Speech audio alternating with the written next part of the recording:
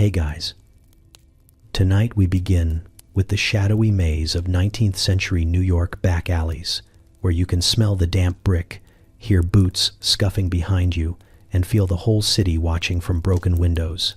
You step into the slums long before the streetlights shine, right into the turf wars of gangs who settle arguments with fists, knives, and occasionally whatever they pull out of a barrel marked questionable. The air tastes like smoke, fear, and ambition. You are in the story now, and you have to choose carefully which corner you turn, because every block changes the rules.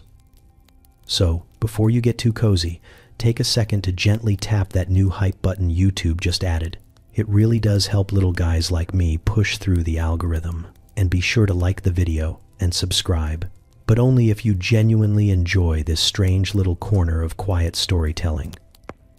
Drop a comment with where you're listening from and what time it is for you. It's strangely comforting to know who else is drifting off with us around the world. Now, get comfortable, let the day melt away, and we'll drift back together into the quiet corners of the past. You squeeze through the narrow doorway of the boarding house, half convinced the building is leaning out of sheer exhaustion. The stairwell smells like boiled cabbage and ambition, and each step creaks beneath you as if offended by your weight. Inside, the hallway is so cramped you have to angle your shoulders to pass, brushing against wallpaper that looks older than the United States itself. You inhale shallowly, because the air here feels borrowed, as if many lungs before yours have already taken what they needed. Somewhere above you, someone coughs with the gusto of a dying locomotive.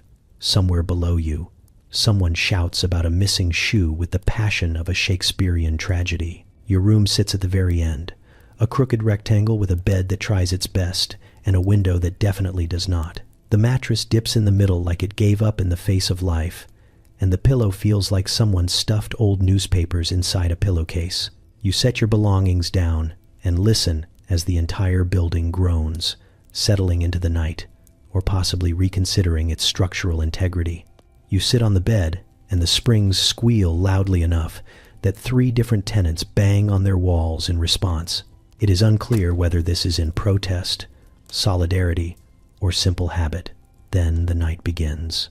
It starts softly, like a warm-up, a distant whistle, a clatter of hooves, a wagon rolling over cobblestones. You think maybe this will be manageable. Maybe the slums are misunderstood. Maybe everyone exaggerates. Then, as if the city senses your optimism, the real noise arrives. Laughter erupts outside, the kind that suggests alcohol was involved hours ago. 2 men argue in overlapping accents about who owes who, and both seem convinced the other is a lifelong villain. A woman leans out a window across the alley and hurls insults with a vocabulary so impressive you briefly consider taking notes. The building shakes slightly. You assume it is a small earthquake until you hear the unmistakable crash of barrels tipping in the street. Someone curses loudly at whoever dared leave them unguarded. Someone else laughs. A bottle shatters. A piano begins playing nearby. Except it sounds less like music and more like someone punishing the keys for personal grievances. The melody wobbles through the walls, merging with footsteps on the stairway that grow heavier, then lighter, then heavier again, as if the person climbing them is wrestling with gravity. A baby cries from the room beside yours, followed immediately by someone telling the baby, in no uncertain terms, to stop that. The baby disagrees. 2 cats fight in the alley beneath your window, a violent opera of screeches that may or may not involve fur. A gust of wind pushes through the cracks around the window frame, bringing in the scent of smoke, frying onions, and something mysterious that might once have been fish. You make the mistake of opening the window for air and immediately close it again. Through the thin walls, you hear a conversation between 2 tenants who appear to be negotiating over the ownership of a coat. You listen long enough to realize neither of them seems to actually own it. They simply like it. They settle the matter by agreeing to alternate weeks. This feels strangely democratic. Outside, the chaos rises as if midnight is when the neighborhood truly wakes. Someone's dog howls. Someone else howls louder to prove a point. A gang of children sprints past, laughing in the fearless way only children in dangerous neighborhoods do. One of them kicks a tin can so hard it ricochets off the doorway of your boarding house and makes you jump. You hear older boys shout warnings about the Bowery Boys patrol moving through the streets, which somehow makes the noise grow even louder. Arguments blur into cheers, cheers into songs, songs into what might be a tavern fight, migrating outdoors for better lighting. You lie back on the bed and stare at the ceiling, which features a water stain shaped like a questionable angel. The mattress smells faintly of smoke, as if someone once fell asleep on it with a candle burning. Through the floorboards, you hear someone pacing, muttering about debts that refuse to vanish. Through the ceiling, you hear someone snoring with the confidence of a man who has never once worried about noise complaints. A door slams. A cart rolls by with clanking metal. A drunk man attempts to serenade an uninterested woman. Someone nearby practices the violin badly enough to offend the night itself. And somehow, as the minutes stretch and the sounds blend together into a strange city lullaby, you realize the slums have a rhythm. Chaotic, yes, but alive. The city breathes with you, inhales and exhales through its cracked bricks and shouting voices. You came here expecting danger, misery, and perhaps a quick robbery, but instead you find yourself listening, almost mesmerized, to the messy heartbeat of a place that never pretends to be anything other than itself. You close your eyes, not because it is quiet, but because you are finally understanding that in this part of New York, silence is not a luxury. It is a myth, and the night, noisy and unruly as it is, has only just begun. You step onto the streets of 5 Points with the cautious optimism of someone who has not yet learned better. At first glance, the neighborhood looks like any other rundown corner of the city. A few leaning tenements, a clutter of wagons, and more laundry lines than actual walls. But the moment you take a few steps in, you feel it, that odd buzzing under your skin. The sense that every window is watching, every doorway is listening, and every bystander is silently guessing how quickly you will make your first mistake. The ground beneath you is a patchwork of mud, brick, and puddles whose contents you decide not to identify. Children dart around you with the agility of creatures born in chaos, their pockets full of stolen apples and questionable treasures. They glance at you briefly, eyes sharp, judging whether you are a threat, an opportunity, or simply entertainment. One grins at you with the smile of someone who has already stolen from you in his imagination. Around you, the streets curl together like a knot, twisting in ways that feel deliberate, as if 5 Points was designed by an architect who hated straight lines and loved confusion. Buildings lean inward, crowding the sky, making the afternoon feel like dusk. You try to walk with purpose, even though your purpose is nothing more than not looking foolish. You keep your stride steady, your chin level, and your eyes forward. This lasts for all of 10 seconds. A man lounging against a doorway calls out to you with a voice flavored by half a dozen accents. He asks where you are from, which is not a question so much as a trap.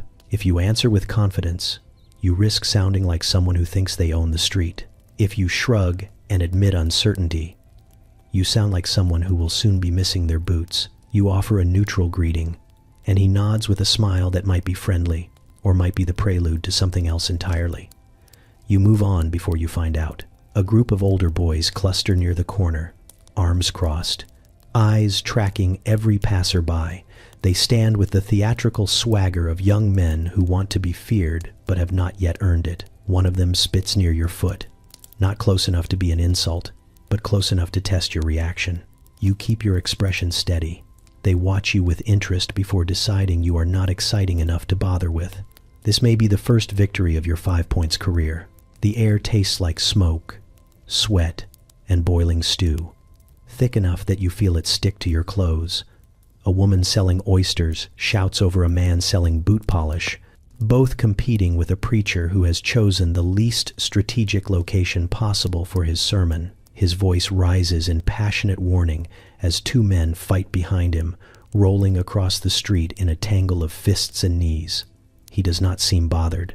Perhaps this is a regular part of his congregation's process. You pass a tavern door swinging open as someone is tossed into the street. The fallen man dusts himself off, checks his pockets to ensure his valuables are still there, and walks back inside as if this were merely an unfortunate sneeze.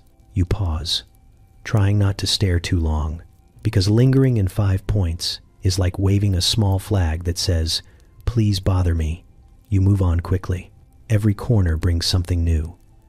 A drunk singing patriotic songs with surprising talent. A woman balancing laundry on her hip while scolding 3 children and negotiating the price of bread at the same time. A fight breaking out over a spilled drink. A pickpocket who bumps into you with such practiced subtlety you almost apologize to him. You catch the faintest tug at your coat and instinctively place your hand over your pocket, feeling the thin outline of your coins still there. He flashes a grin as if to say, "Maybe next time." You begin to understand why newcomers are warned. If you walk with too much swagger, the neighborhood assumes you are challenging it. If you look too timid, it assumes you are available for immediate plucking. The secret, it seems, is to walk like someone who belongs without having any idea how to prove it. You blend your stride into the current of the street, matching its rhythm, letting the noise wrap around you instead of resisting it.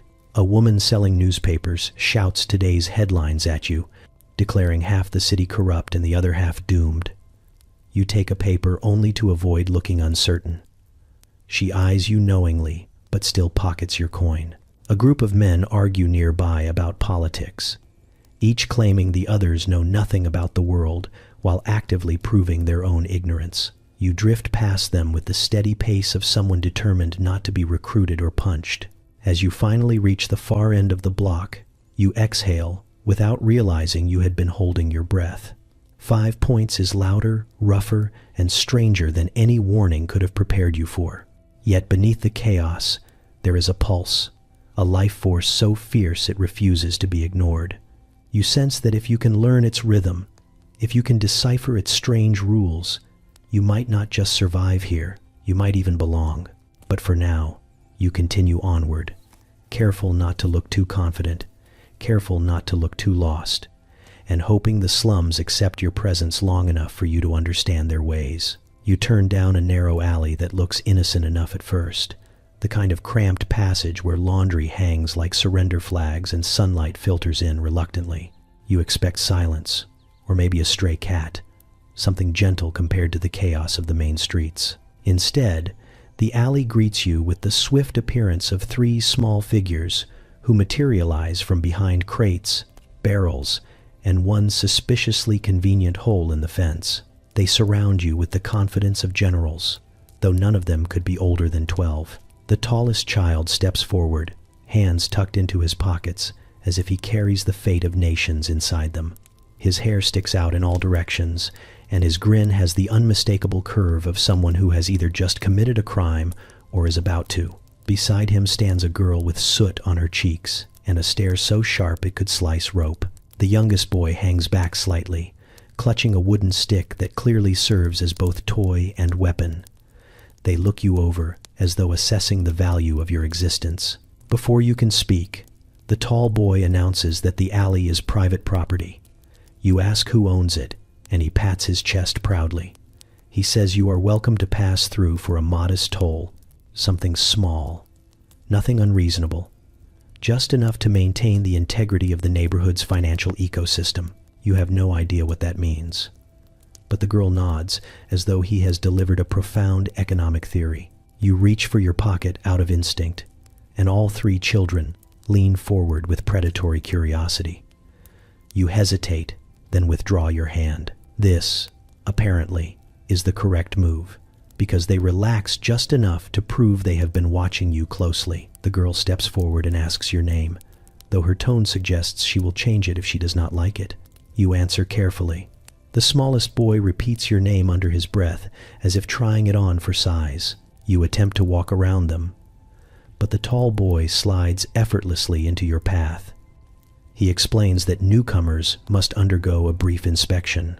The girl circles behind you, tapping your coat as if checking for hidden contraband or possibly loose cookies. The youngest pokes at your shoe to determine if it contains anything valuable. This is not a robbery, they assure you. It is simply procedure. You glance toward the street for help, but the alley seems to exist in its own private world.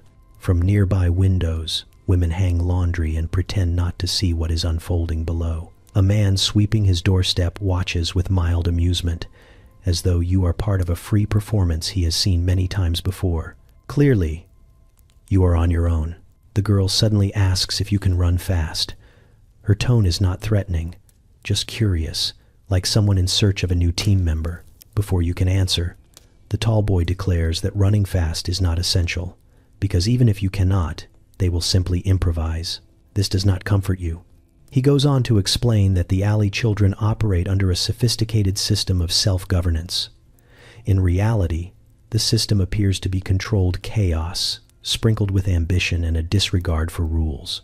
As you try to understand their hierarchy, a small commotion erupts near the fence. Two other children appear, breathless and triumphant, carrying a mangled biscuit tin that once belonged to someone else. The tall boy beams with pride at their acquisition, while the girl inspects the contents with a professional air. She declares the haul promising. The children cheer softly. You decide it is wiser not to ask where the tin came from. The youngest boy asks what you do for a living. When you answer honestly, he shakes his head as if disappointed. He says you should consider a different occupation, something more exciting, something involving rooftops and quick exits. You tell him you will think about it. He seems satisfied, possibly because he assumes he has recruited you. You attempt once more to leave, and this time the tall boy lets you pass, but only after solemnly informing you that you are now under their protection. The girl warns you that protection has limits, and that some alleys are ruled by other children whose ethics are even more questionable. The youngest boy simply waves goodbye, announcing loudly that you are not as hopeless as you look. As you step back onto the main street, you hear the children dissolve into laughter behind you, the sound echoing between the brick walls like a mischievous anthem. You walk away quickly, unsure whether you survived a shakedown, an interview, or a very small revolution. But one thing becomes clear as the alley fades behind you. In the slums of New York, the children do not just grow up fast. They rule faster.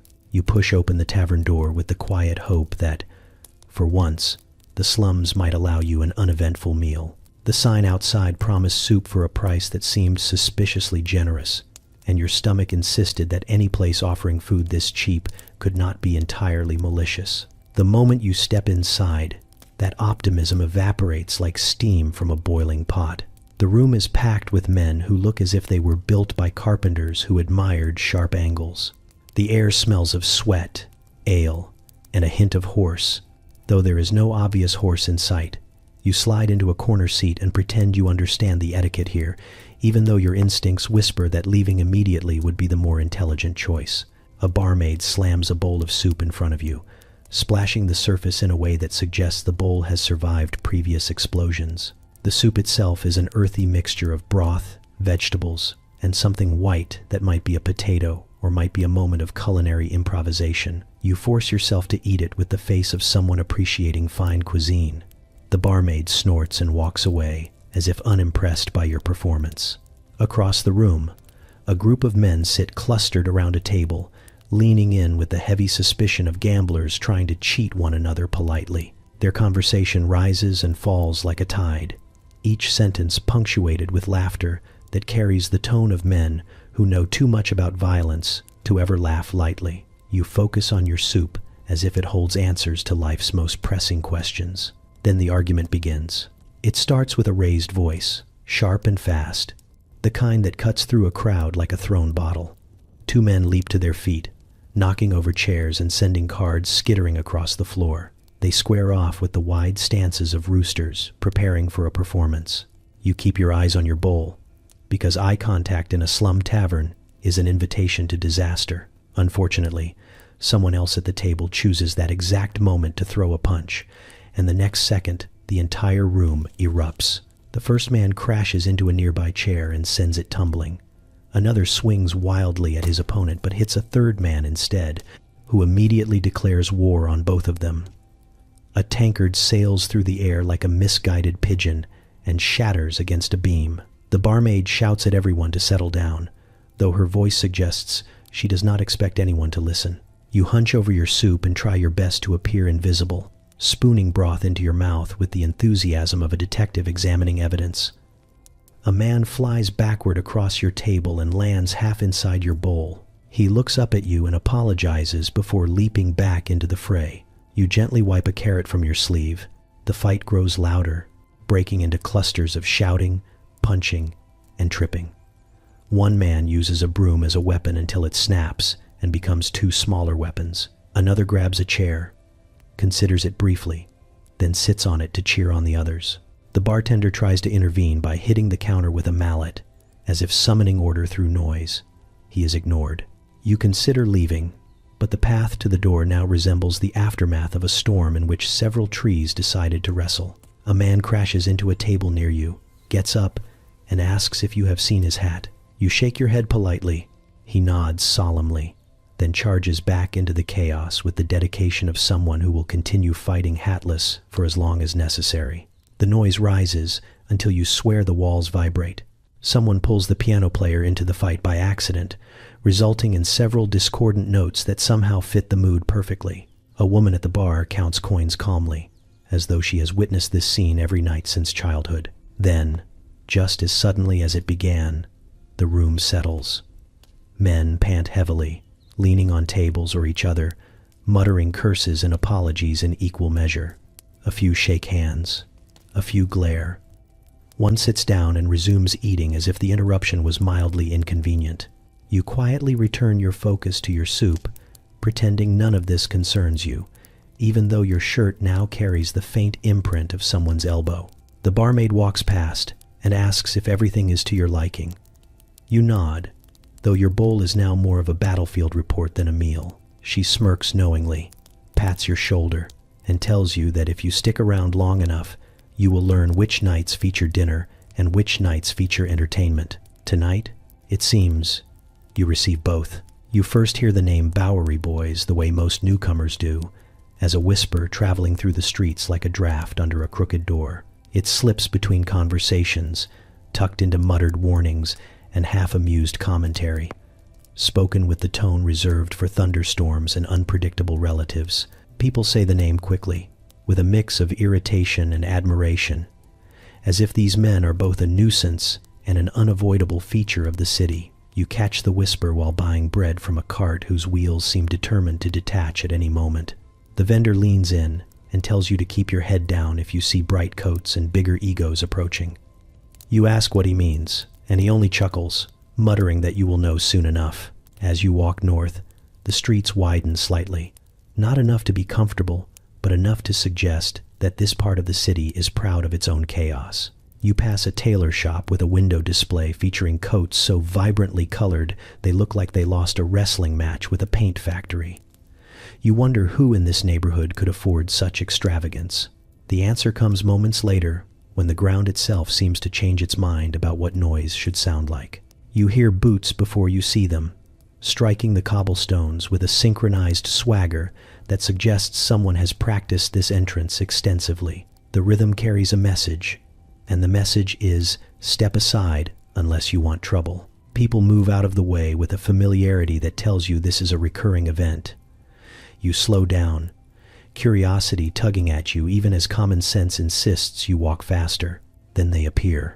A line of young men strolls down the street with the precision of actors entering their favorite scene. Their coats gleam in colors that absolutely should not be legal. Scarlet and cobalt and shades of gold brighter than the sun. Each coat is cut dramatically at the waist, flaring out as if trying to take up extra room in the world. Their hair is slicked back with enough pomade to blind a small animal. They carry themselves with the confidence of men who have never lost a fight but have started plenty. At their center walks a man whose coat is so outrageously tailored it borders on storytelling. The shoulders are sharp enough to pierce bread. The buttons shine like coins freshly minted. He walks with a grin that says he knows the entire street is watching him, and he expects nothing less. You watch as he tips his hat to an older woman sweeping her doorstep, and she rolls her eyes while still hiding a smile. Clearly, these boys have charm, the kind that is both delightful and deeply exhausting. A group of children rushes ahead of you to get a closer look, whispering excitedly about the gang's latest feud, the one involving an insult about someone's mother, a borrowed horse, and a night of questionable decision-making. The Bowery boys overhear the chatter and preen slightly, as if controversy is the air they breathe. The leader even gives the children a wink, which causes them to scatter with delighted squeals. You continue walking, trying to observe without staring. But subtlety is difficult when the subjects of your interest are parading down the street like peacocks attending a coronation. You overhear two men at a corner arguing whether the Bowery boys are courageous patriots or just troublemakers with good tailoring. A woman passing by claims they are both, and that is the problem. Someone else insists their entrances are so dramatic that the street lamps bow in their presence. As if on cue, the leader of the group stops abruptly in the middle of the street. The others stop with him, a practiced maneuver that looks almost theatrical. He pulls off his glove with a flourish and points toward a tavern. The crowd watches with the excited tension of people about to witness entertainment they do not have to pay for. You expect a fight, or at least an argument. Instead, the entire gang marches inside with a grand flourish, turning a simple doorway into a stage. The moment they disappear inside, the street exhales. People resume their errands with the resigned energy of citizens used to living alongside living fireworks. You ask a nearby man why everyone acts so cautiously around them. He shrugs and explains that the Bowery boys are loud, proud, and dangerously bored. They love fine coats, dramatic entrances, and causing just enough trouble to make the newspapers without actually ending up in jail. Most days, he says, they are harmless. Most days, as you walk away, you feel the lingering echo of their presence, like perfume clinging to a room long after its wearer has left. The city seems slightly louder, slightly faster, slightly more alive. Whether this is good or bad, you cannot yet tell.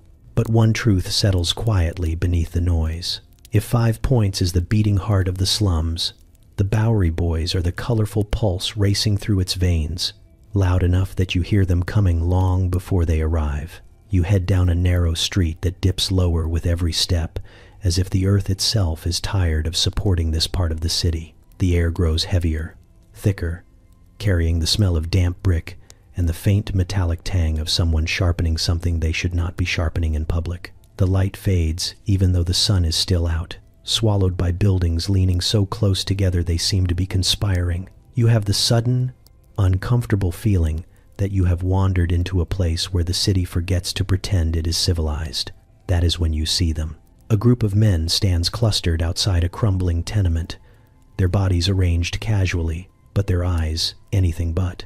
They wear mismatched clothes, patched coats, and expressions that reveal varying degrees of chaos. These are not the polished peacocks of the Bowery.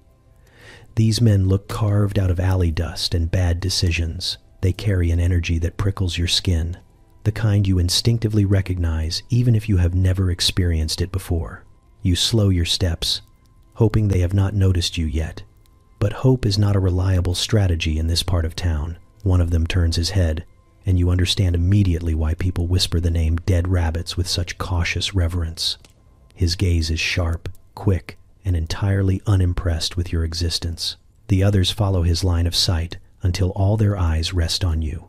It feels like being pinned under a dozen invisible hands. You tell yourself not to freeze, not to look afraid, not to run. Your body chooses to do all three at once. They move toward you without hurry.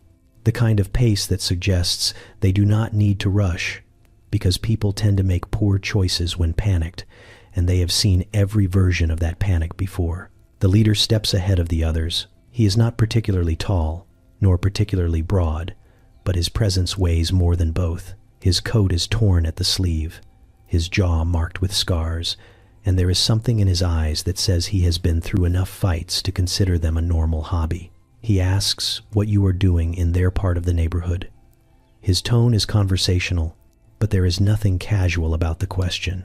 Your mouth opens and produces a sound that could generously be called language.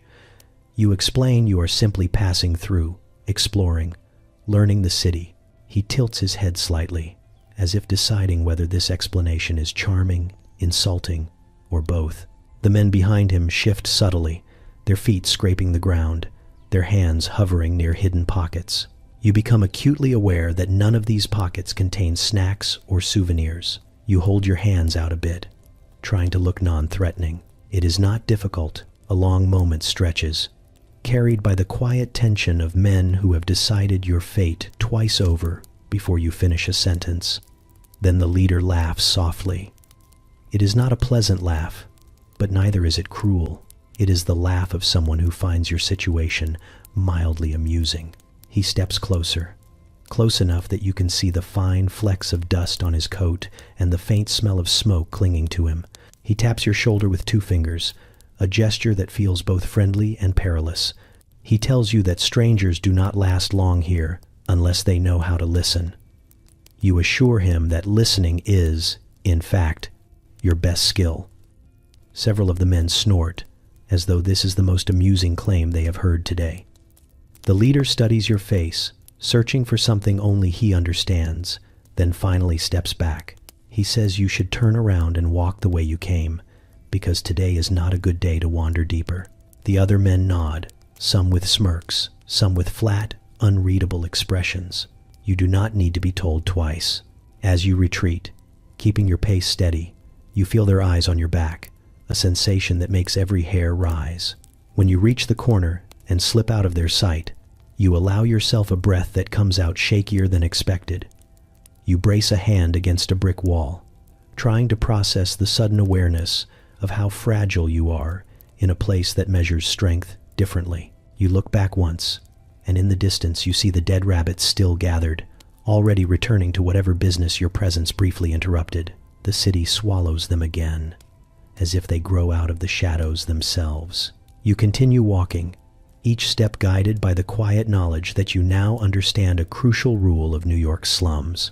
Some streets do not welcome you, some gangs do not warn twice, and some encounters change the way you walk for the rest of your time here. You approach Mulberry Bend with the same optimism you once had for soup in questionable taverns, a fragile hope that surely nothing here can be worse than what you have already endured. That optimism lasts for roughly 3 steps. The moment you cross the invisible boundary that separates this corner of the city from all the others, an odor rises up to greet you with the enthusiasm of an overeager host. It hits you so quickly and so confidently that you stop walking, stunned, as if the smell itself has placed a firm hand on your chest and announced its dominance. It is not one smell, but a committee of them, each vying for authority.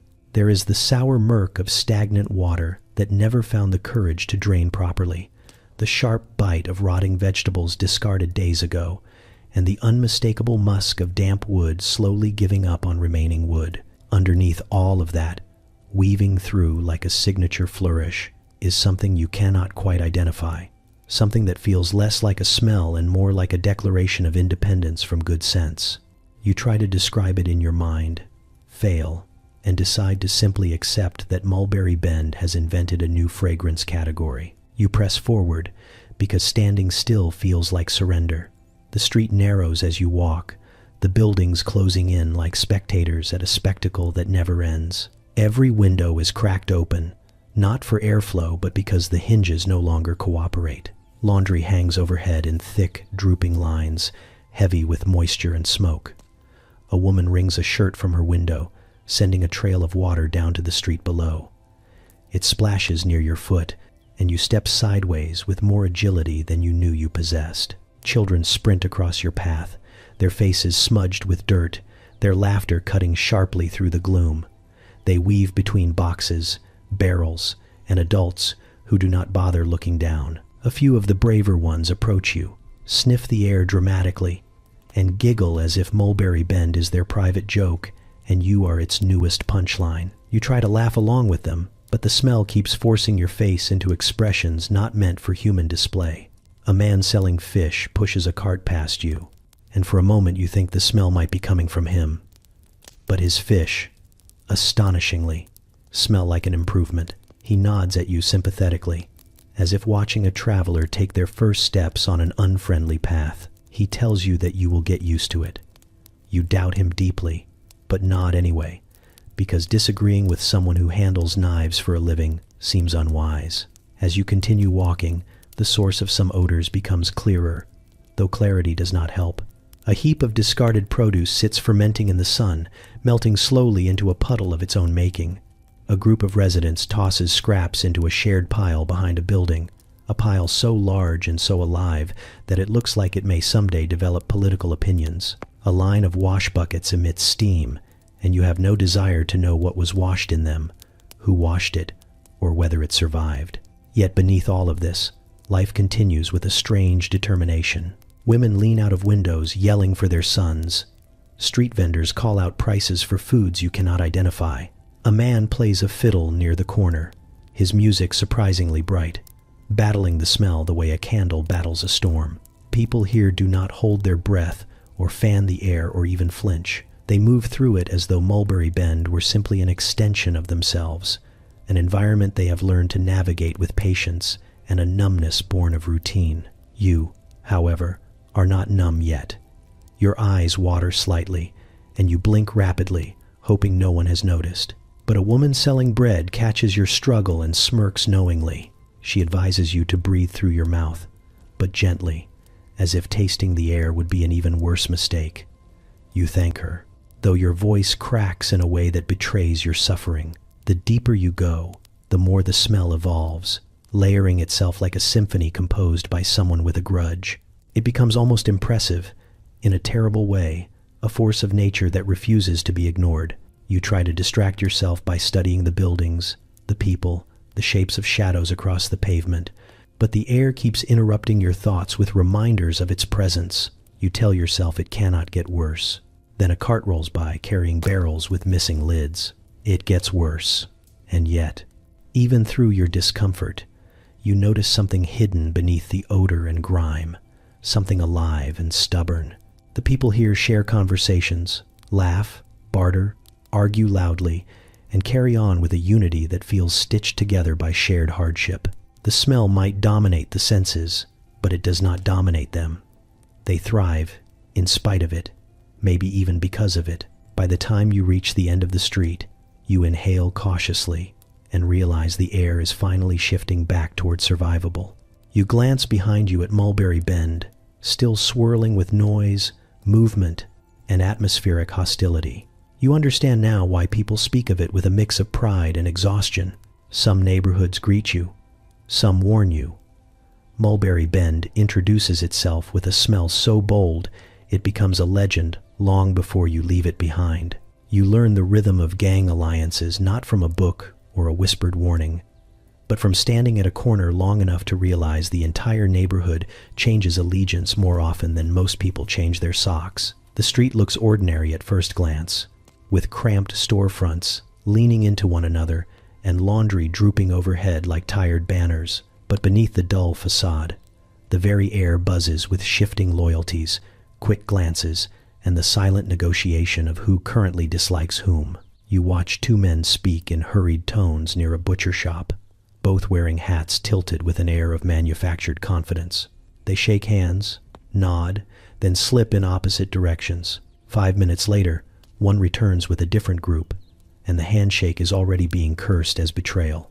You do not even know what changed in that brief sliver of time, but the butcher mutters that alliances around here have the lifespan of a cheap candle. You nod sympathetically, even though you have not bought a candle in years. Every corner seems to hold its own tiny parliament. The Bowery boys lounge outside a doorway, their coats immaculate despite the filth around them, while a cluster of dead rabbits hovers across the street like a storm cloud, waiting for someone to say the wrong word. The two groups are not fighting at the moment, which feels improbable. Instead, they trade loud insults disguised as jokes, all while eyeing one another in a way that suggests the jokes could deepen into violence at any second. It is less diplomacy and more a series of carefully balanced threats wrapped in enthusiasm. A boy who cannot be older than 14 explains to you that the current state of peace is temporary because one side owes the other a favor or a debt or maybe a duck. You are not entirely sure because he speaks quickly and seems distracted by the possibility of pickpocketing you mid-sentence. You clutch your pocket to protect your coin, and he grins knowingly. He tells you that yesterday the two gangs were allies, united against a third. Then this morning, they fought over territory. By midday, they had reconciled because someone insulted the color of someone else's waistcoat, which apparently required a united response. You try to follow the logic, but the boy shrugs and says, "Logic is not a strong currency here." As you continue walking, you see more evidence of these ever-shifting loyalties. A shopkeeper switches the chalkboard sign outside his door to show which gang he currently favors, changing it with the same weary efficiency one uses to wind a clock. He explains that the wrong sign could cost him his windows, his merchandise, or his front teeth. When you ask how he keeps track of which alliance is active at any given moment, he sighs deeply and says he does not. He simply keeps extra chalk. Two men argue loudly in front of a stable about whether the Bowery Boys and the Roach Guards are on speaking terms again. One insists they are, because he saw them sharing a bottle the night before. The other claims that bottle sharing was merely a trick to lure someone into a dark alley. Both speak with the confidence of prophets, though you suspect neither knows what is truly happening. You step away before the debate turns into another event you would rather not witness. A woman selling stale bread from a basket calls out to you and asks if you are new. When you admit that you are, she tells you, with the authority of someone who has seen too much, that alliances here are as predictable as the weather in spring. By the time you understand who is allied with whom, the entire map changes again. She advises you to avoid choosing sides, because choosing a side means keeping track, and keeping track means losing sleep. She waves her hand dismissively, as if sleep is already a luxury no one can afford. You notice the subtle tells of affiliation everywhere. A tilt of a hat, a ribbon tucked into a lapel, a scar that acts as a signature. They communicate in a language of glances and gestures, each one heavy with meaning. You try to decode a conversation happening near an alley, but their words shift too quickly. Allies become enemies mid-sentence. Enemies become comrades with a single nod. It is dizzying, as though the whole neighborhood exists inside a pot that is constantly being stirred.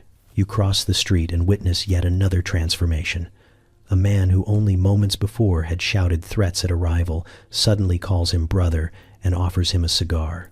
Around here, brotherhood is temporary, cigars are currency, and anger has the shelf life of warm milk. By the time you reach the next block, you finally understand the truth. In these slums, alliances are not built on trust or loyalty. They are built on convenience, pride, insult, opportunity, and sometimes the weather.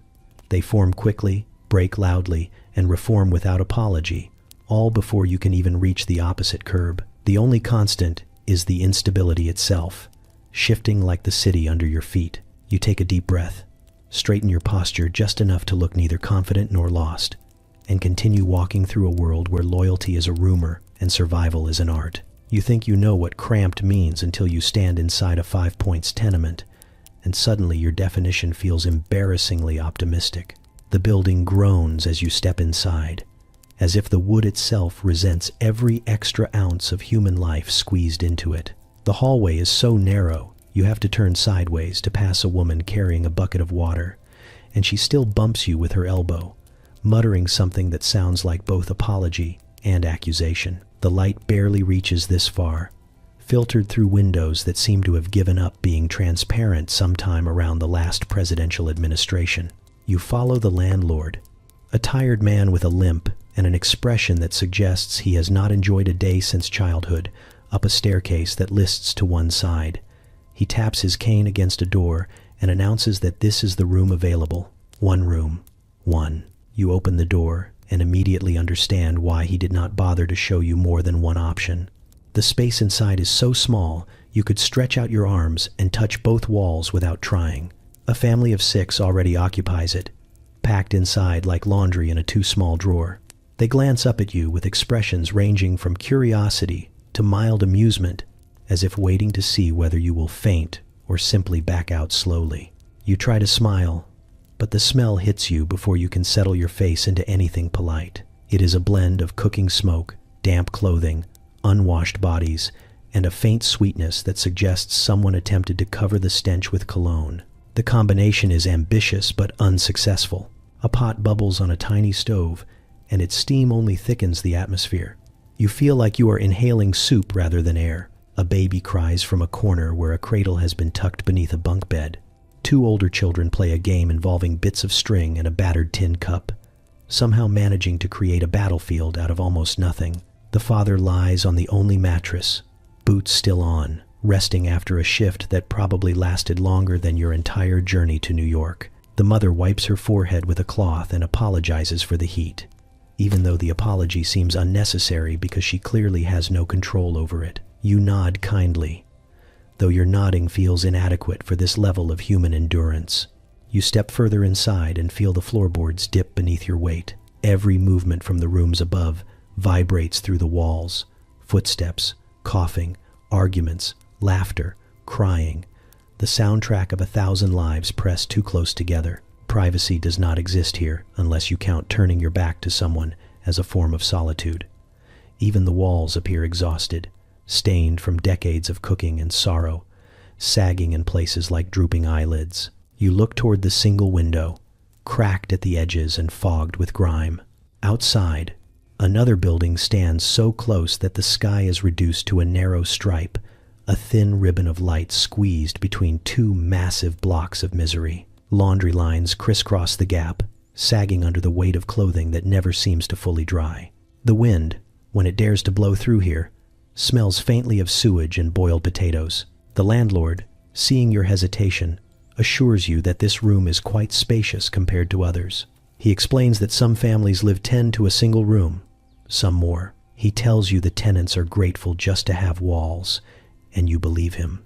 You can sense the gratitude woven into the way the family arranges their belongings, each item carefully placed, as though space can be conjured through determination alone. A little girl tugs on your coat and tells you that at night the walls talk. You raise an eyebrow, and she clarifies that it is only the neighbors arguing, but she prefers to think the building is alive. You look around and think she is not wrong. The structure feels sentient, every beam creaking with the weight of shared burdens and unspoken stories. You wonder how anyone sleeps in here, with the heat, the noise, the closeness, and the constant reminder that life in this city leaves little room for comfort. You step back into the hallway, air slightly cooler but still thick with humanity, and you realize the tenements are more than cramped rooms. They are entire ecosystems where survival is measured not by comfort, but by endurance. Each family, each tired face, each whispered nighttime conversation forms a thread in a tapestry woven tight enough to suffocate or to bind people together in ways you cannot yet understand. As you leave the building, the door groans behind you, and the noise of the street rises up to swallow the quiet you carried in your mind. The tenements linger in your senses like a ghost, reminding you that in this part of New York, space is more valuable than gold, air is a luxury, and privacy is a myth told by people who live far, far from here.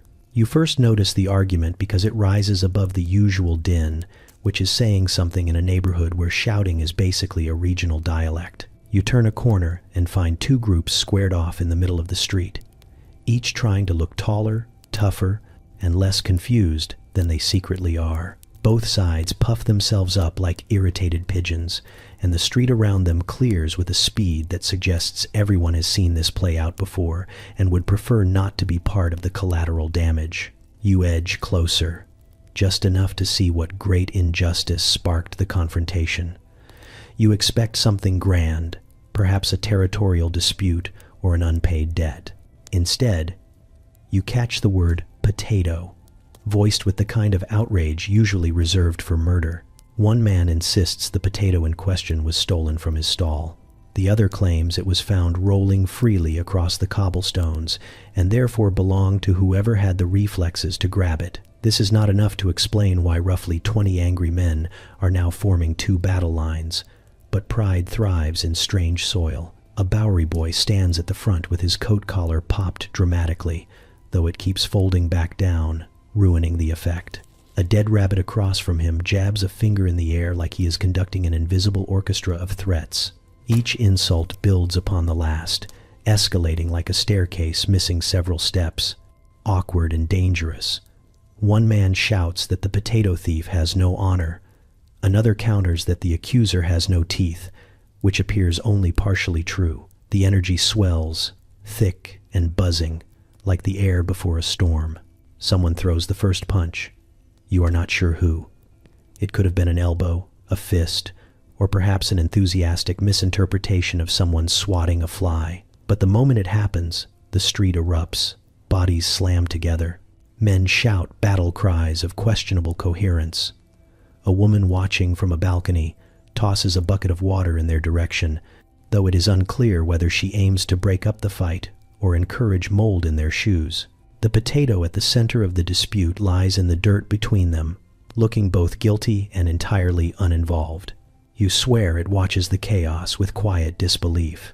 One man lunges toward it, as though securing the potato will win the war, but another kicks it like a ball, sending it skittering beneath a passing wagon.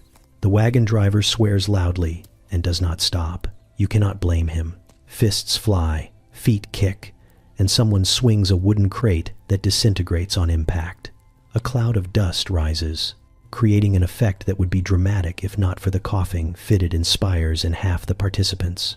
Two men roll across the ground, grappling like wrestlers who forgot the purpose of wrestling. A third shouts instructions that help no one.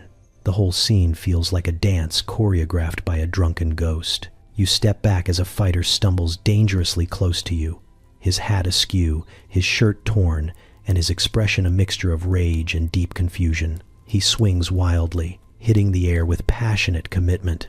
The crowd of onlookers cheers, not for either side, but for the spectacle itself. In this neighborhood, entertainment is rarely wholesome and often free. A policeman appears at the edge of the crowd, but instead of intervening, he crosses his arms and watches with the interest of someone attending a play he has already seen many times. Only when a barrel topples and rolls into his boots does he decide to wade in. He blows his whistle, which accomplishes absolutely nothing, then grabs two fighters by their collars and bangs their heads together with a thud that momentarily silences the chaos. The combatants scatter like startled cats. Some run, some limp, some casually stroll away, whistling as though this was just a mild exercise routine. Within moments, the street returns to its usual rhythm, the fight dissolving into memory as swiftly as it formed. A few men exchange parting glares that promise no lesson has been learned.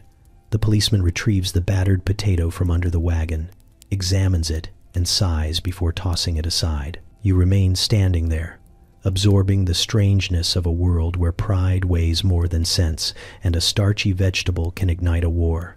The slums breathe around you, alive and unpredictable, ready for the next spark to set off another storm. You find the entrance to the gambling den only because a man outside coughs in a pattern that sounds suspiciously like a signal. He leans against a brick wall, pretending to nurse a hangover, but when you ask where you might find a little excitement, he nudges a loose board with the toe of his boot.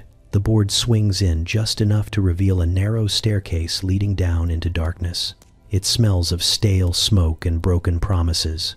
You thank him, though he barely acknowledges you, and descend into the depths where daylight fears to tread.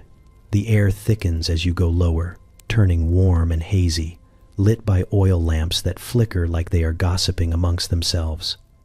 At the bottom of the stairs, a heavy curtain blocks your way. When you push it aside, the sound hits you like a sack of bricks. Cheers, groans, muttered threats, and the steady clink of coins fill the room in a swirling symphony of desperation and hope. The place looks bigger than it has any right to be, carved out beneath the building like the belly of a beast that feeds on excitement. A dealer sits at a makeshift table, crafted from a door balanced on barrels. His eyes flick up at you, quick and sharp, as if assessing how much coin he can coax from your pockets by the end of the night. Cards slap against the wood with the kind of confidence usually found in preachers and thieves, though down here those professions overlap more often than anyone admits. Men cluster around him, whispering their wagers with the intensity of generals plotting a siege. You walk slowly, taking in the chaos. A ring of spectators circles a game involving dice carved from bone, each roll prompting cheers or curses. One man prays audibly, clutching the dice like relics. Another laughs so hard at his own luck that he spills half his drink, then mourns the drink more than the coins he loses moments later. In the far corner, a group of women play a game of their own, with faces inscrutable and hands impossibly deft. You decide not to test your luck against them. Their pile of winnings is as tall as your confidence is short. A man with a red scarf offers you a seat at his table, flashing a grin filled with more charm than dentistry. You sit cautiously, hands on the edge of the table like you are afraid it might collapse or bite. Cards glide toward you with a practiced flick, and you realize sober judgment has already abandoned you. You tell yourself you will play one round, purely for the experience. But this room is built to make that sort of promise crumble faster than stale bread. Your first hand is good enough to embolden you, but not good enough to win. Coins vanish from your stack, migrating cheerfully into the pockets of the grinning man next to you. He pats your shoulder with the kind of sympathy that feels very much like mockery. By the second hand, the room is spinning a little, not from drink, but from the rapid rise and fall of hopes around you. A man at the next table is celebrating wildly, shouting that he has never felt so alive, while another slumps in despair, convinced he is cursed. You suspect both are correct. Someone behind you yells that the house is cheating. Someone else yells louder that luck is cheating too, though no one has ever succeeded in arresting luck. The dealer ignores them, steady as a statue, sliding the next card with a motion that could probably hypnotize the unwary. You begin to understand how people lose themselves in places like this. Time behaves strangely here, stretching and shrinking with every wager, until minutes feel like hours and hours, like a single blink. Eventually, after several rounds that fluctuate between exhilarating and humiliating, you push back from the table. You did not lose everything, but you did lose enough to feel like the room has gently mugged you with your full cooperation. The red scarf man waves you off as if expecting to see you again, and you suspect he will. The den hums behind you, full of tension and thrill, a place where fortune and sobriety both flicker like the wavering lamplight overhead. Climbing the stairs back to the surface, you feel the air cool and thin out, the noise fading behind you like the trailing end of a fever dream. When you emerge into the street, it is quieter, calmer, almost shockingly honest in its filth and noise. You take a deep breath and realize that down in that underground cavern, men chase fortune the way moths chase flame, knowing full well the outcome but unable to resist the glow. You walk away with your wallet lighter, your pulse quicker, and the distinct sense that the den will call you back again, because nothing in these slums changes faster than luck, except perhaps the people foolish enough to rely on it. You spot the first street runner when he nearly collides with you, darting past with such speed that your coat flutters like you opened it mid-gallop. He disappears around a corner before you can gather a single coherent thought. All you manage is a stunned blink and the faint impression of a boy no older than 13, legs pumping like a frantic metronome. You look down the street for a horse cart that might have chased him, but the only thing pursuing him is urgency itself. As you walk on, the pattern repeats. Another boy slips between two arguing vendors, weaving through a gap so narrow you would not attempt it sideways. A girl races behind him, leapfrogging a barrel as though the street were a training ground designed specifically to exhaust grown men. She carries a folded scrap of paper in her hand, pinched tight between her fingers, her eyes sharp and focused. She does not even glance at you. You are just scenery to her, a temporary obstacle in a route mapped entirely in her head. You ask a shopkeeper who these children are, and he laughs with a kind of admiration that feels almost parental. He says they are the runners, the lifeblood of slum communication. The reason half the gangs in New York know what the other half is doing long before the police figure out which direction to walk. You watch his eyes soften as another boy rockets past. He adds that some of these children could outrun a charging bull, which he claims to have seen once. You choose not to question him. The deeper you wander, the more you notice the patterns. The runners move with purpose, each following a path invisible to outsiders. They slide beneath laundry lines, hop over puddles, squeeze between carts, and dodge adults with a choreography that would impress trained performers.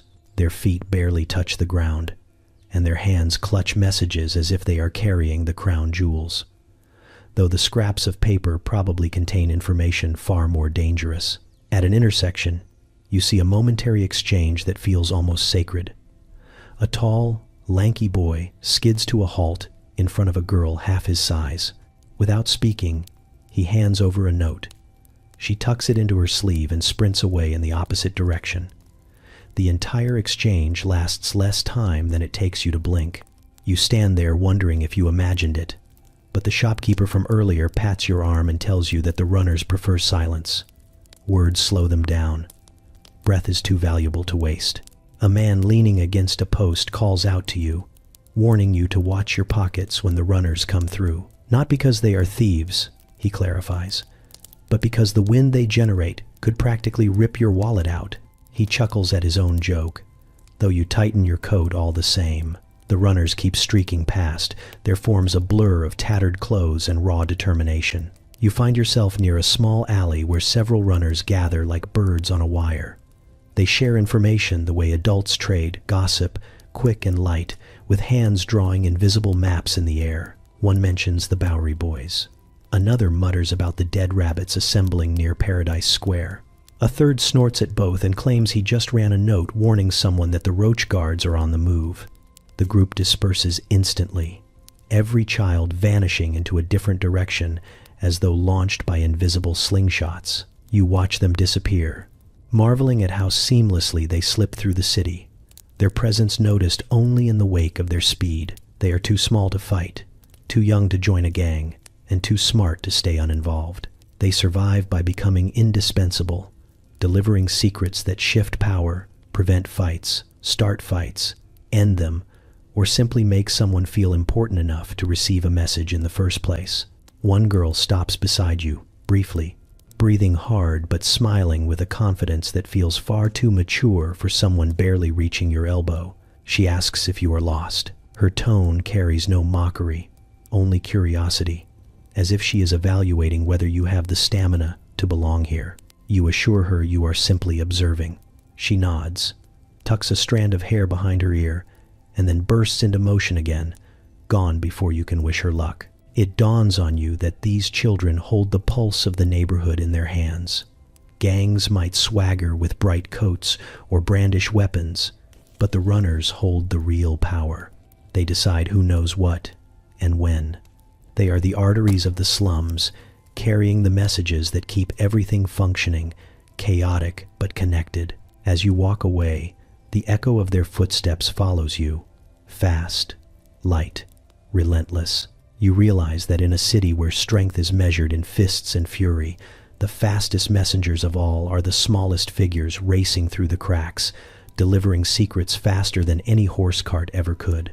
You notice the raid before you understand what it is. It begins with a whisper of movement above you, a soft skittering across shingles that could be a stray cat or a loose tile shifting in the night breeze. But then another sound follows, heavier, deliberate, too coordinated to be the wind. You pause in the alley, staring upward, and the darkness stares back as if holding its breath. The moon hangs low, a thin slice of silver that barely bothers to illuminate the rooftops, but it is just enough for you to catch the silhouette of someone crawling across the peak of a tenement. You step deeper into the alley and press yourself against the wall. The bricks feel cold and slightly damp, as though the building has recently sweated from stress. Voices drift from the street behind you, but these rooftop whispers are different. They move with purpose. You wait, heart beating too loudly for this place, until one figure becomes several. They appear along the ridgeline, like shadows peeling themselves free from the night. You realize this is not stealth for stealth's sake. This is an operation. A man on the nearest roof signals with a hand gesture you do not recognize, but the others seem to. They spread out, crawling, crouching, gliding along wooden planks placed between buildings. You never considered how easily the rooftops overlap here, forming a kind of secret second city where the ground does not matter. Up above, the slums connect like an elaborate spider web, and tonight, that web trembles with activity. You hear footsteps approaching on the street, louder, heavier, filled with the misplaced confidence of men who believe nighttime conceals their intentions. A group rounds the corner, torches flickering, their shadows lurching across the walls like angry giants. Their coats mark them clearly as a rival gang, each coat a stitched declaration of loyalty. One man carries a crowbar, Another clutches a bundle of rope, and all of them share the look of men expecting to catch someone by surprise. They are wrong. The rooftop shadows move faster now, shifting into position, trading whispered plans with hand signals and silent glances. You press yourself flatter against the wall, unsure whether you are witnessing strategy or something more impulsive. Either way, the rooftops above seem to pulse with tension. A boy no older than 17 tests the tightness of a rope tied around a chimney. Another checks the blade of a small knife, tapping it gently as if encouraging it to behave. Below, the rival gang fans out, circling a building with exaggerated confidence. They pound on the door, demand someone come out, insist that no one can hide from them. One man kicks a barrel aside, puffing up his chest like a rooster determined to impress the dawn. You glance upward, expecting the rooftop silhouettes to strike immediately, but they remain still, waiting for a moment you cannot yet sense. Then, the leader of the rooftop raiders appears. He rises slowly from the darkness, his silhouette outlined against the dim moonlight. He moves with the calm of someone who has rehearsed this scene in his mind 100 times. He lifts his hand. Everything happens at once. A plank drops from one roof to another, creating a bridge in an instant.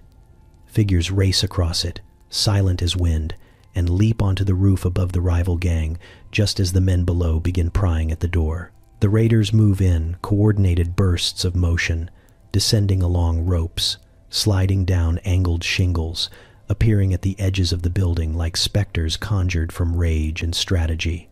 The first man below realizes something is wrong when a rooftop raider lands behind him with the grace of a cat and the menace of a falling tree branch. He turns, stumbles backward, colliding with his comrades. Another raider leaps from above, hitting the ground with a thud that reverberates through the alley.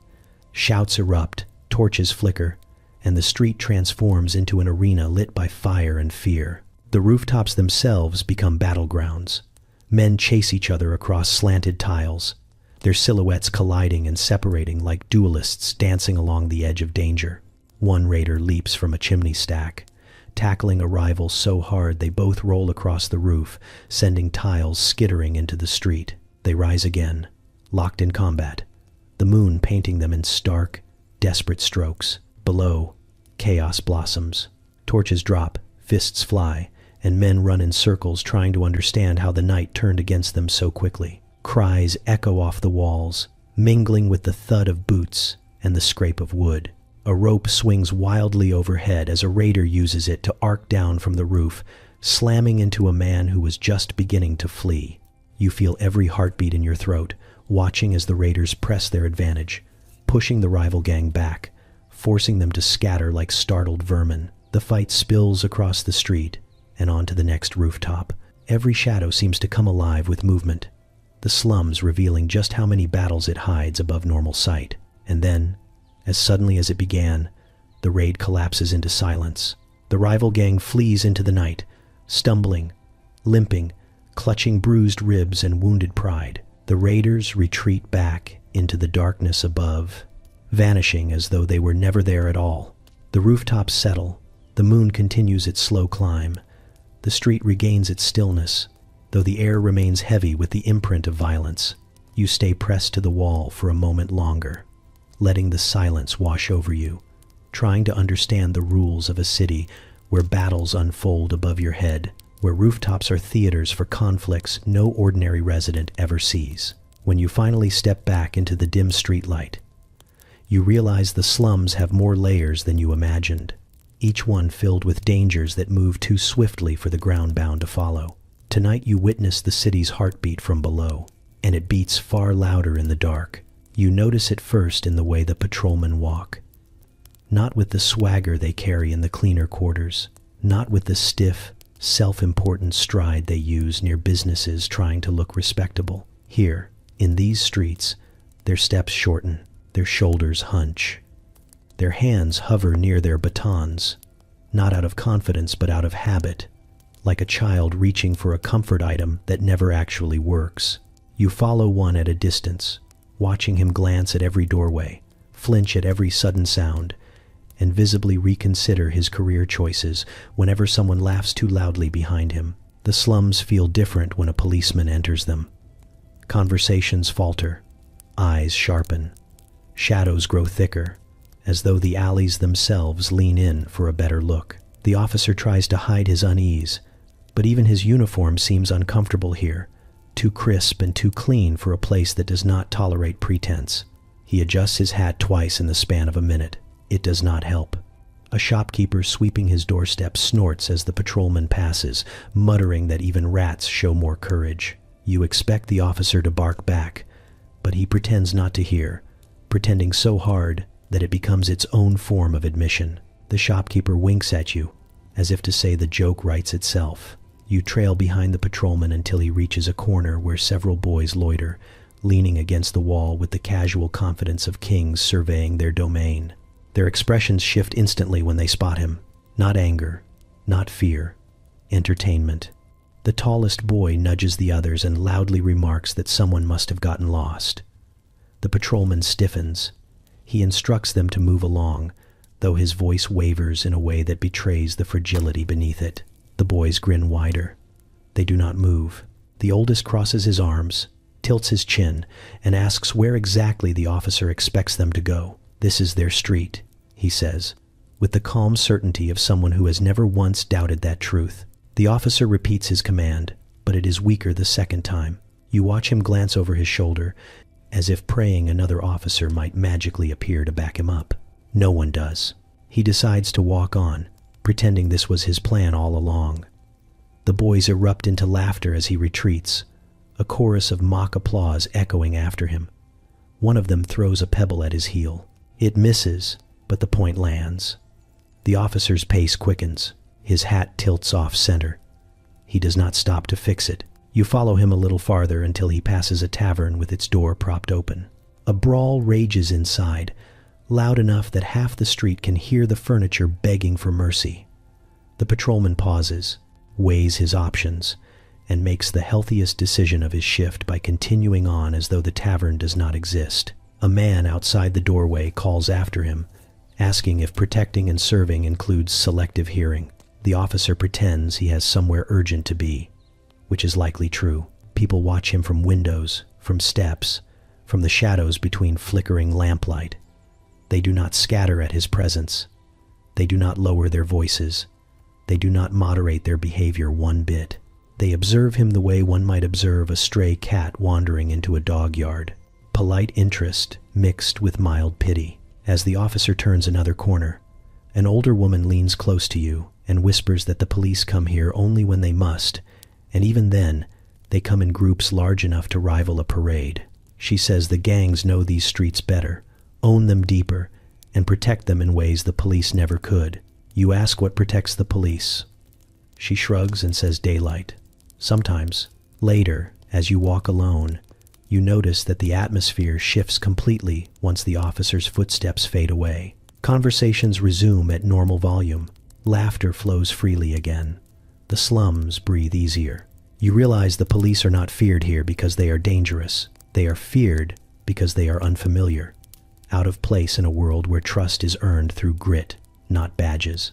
And deep down, the city knows something the officers themselves try not to admit. Some neighborhoods are built on rules only locals understand, and in places like these, a uniform offers far less protection than knowing which alley to avoid and whose name to never say after dark.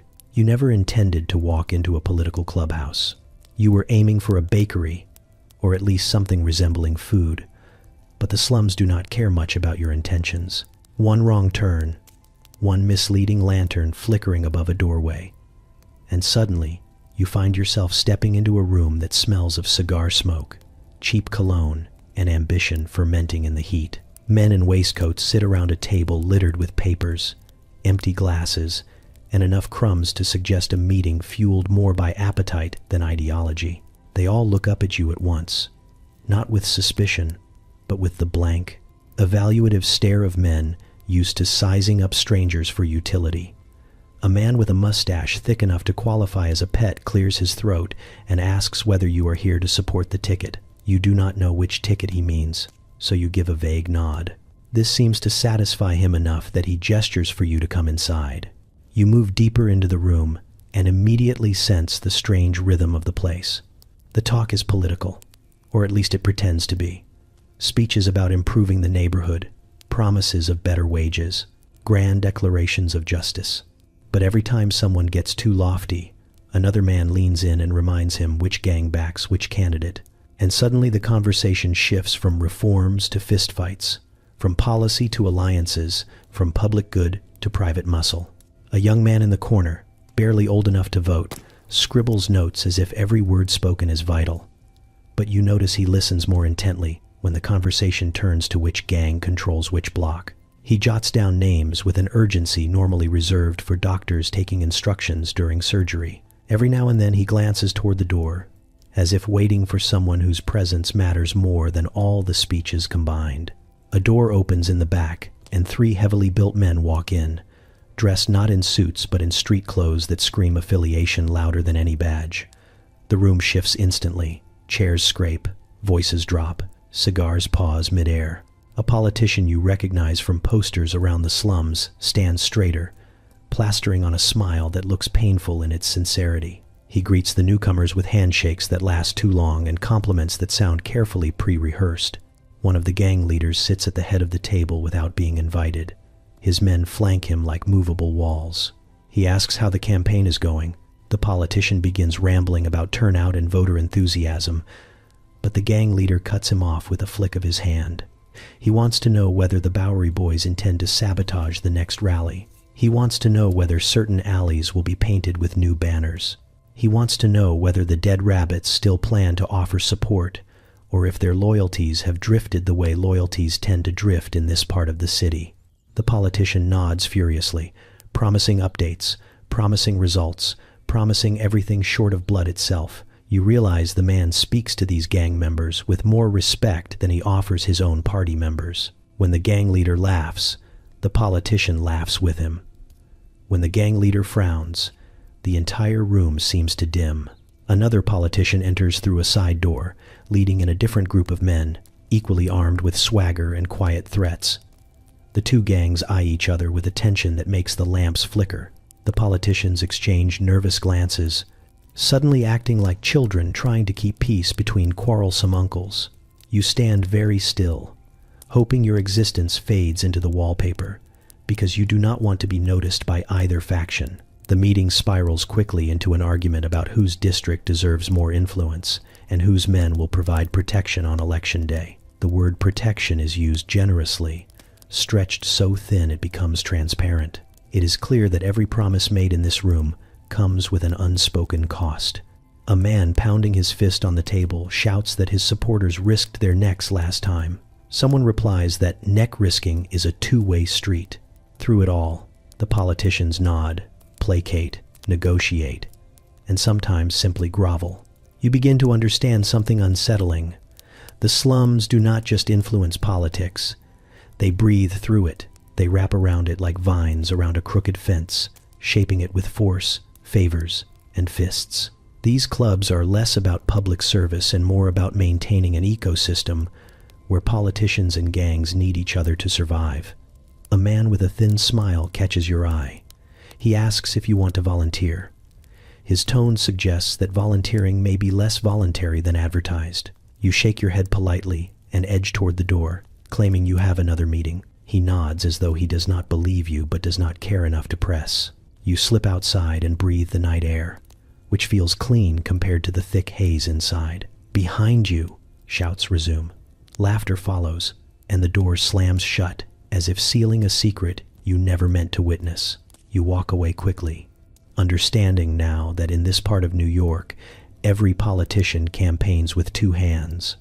One shakes the publics, and the other quietly recruits the gangs that truly decide the future. You notice it first in the way people speak their names, not whispered with fear, not cursed under crossing breath, but spoken with the strange, complicated reverence usually reserved for saints or particularly reliable bartenders. You hear a mother mention a gang leader while scolding her son, not as a threat, but as a reminder of how one rises above hardship. In the same hour, you hear a shopkeeper mutter that the same man is a walking disaster wrapped in charm. You cannot reconcile the two images, so you walk deeper into the neighborhood to see for yourself. It does not take long to find an example. A crowd gathers around a man repairing a broken stoop.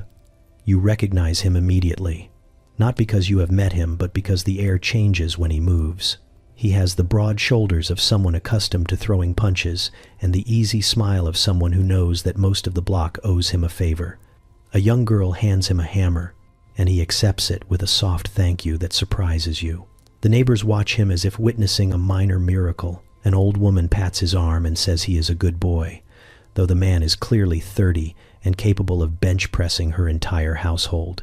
As the repairs finish, he checks on the sick man in the apartment above, delivering a basket of food bought with money he absolutely did not earn through legal means. The neighbors smile, clap him on the back, ask about his health, inquire whether his gang is keeping warm this winter. You stand there baffled, wondering how someone rumored to have knocked 3 men unconscious in a single afternoon now receives compliments like a beloved gardener. But the shift happens fast. A boy sprints down the street, yelling a name you have not heard before, and suddenly the atmosphere twists. The same man who was moments ago joking about crooked nails now stiffens, cracks his knuckles, and storms toward the commotion with the unmistakable demeanor of someone preparing to commit violence with a sense of duty. You follow at a safe distance, curiosity tugging at you like an irresponsible friend. 2 men from another gang have cornered a teenager behind a wagon. The boy's eyes are wide, trembling with the knowledge that he has made a mistake by stepping into the wrong territory. The gang leader steps in front of him like a wall of flesh and temper. He greets the intruders with a smile that looks polite until you notice the muscles twitching in his jaw. The intruders do not bother pretending they came for anything but trouble. The street goes quiet. Windows crack open. A baby stops crying. Even the stray dog nearby freezes mid-scratch. The leader gives the intruders a choice. His voice is calm, almost friendly, as if offering dinner options rather than consequences. They decline the offer with the swagger of men too proud to recognize danger. The resulting blows land so quickly the air barely has time to carry the sound. 1 man folds like an empty coat. The other stumbles backward, hands raised in belated surrender. The leader does not chase them. He simply stands there, breathing steady, eyes burning with the certainty that this street belongs to him. The neighbors peek out again, some with admiration, some with fear. A woman thanks him for chasing away the trouble. Another mutters that he escalates too quickly and will bring ruin on them all. A young boy stares at him like a hero from a folk tale. An older man mutters that boys like him grow up thinking fists solve everything. You realize then that a gang leader here is not a single thing. He is safety and threat, hope and havoc, rescuer and destroyer. He fixes stoops and breaks noses, protects children and terrifies their parents, hands out food in the morning and declares revenge in the evening. The community does not love him because he is flawless. They love him because he is theirs. Later, you see him walk down the street again, the crowd parting around him like water around a prow. He greets people warmly, yet every greeting carries a shadow. You sense that his kindness is both genuine and conditional. His presence comforts you enough to feel safer, yet unsettles you enough to stay alert. As night settles over the slums, you understand the truth behind the contradiction. A gang leader here becomes a hero not because he is good, but because he fills the void left by those who should have protected the neighborhood and never did. And he becomes a nightmare because power earned through fear rarely knows how to sleep. You sense something wrong before you hear it. The air feels heavier, stretched thin like fabric pulled too tight. People move differently, faster, shoulders tense, eyes sharp. Even the vendors who normally shout with the aggression of auctioneers slip into uneasy quiet.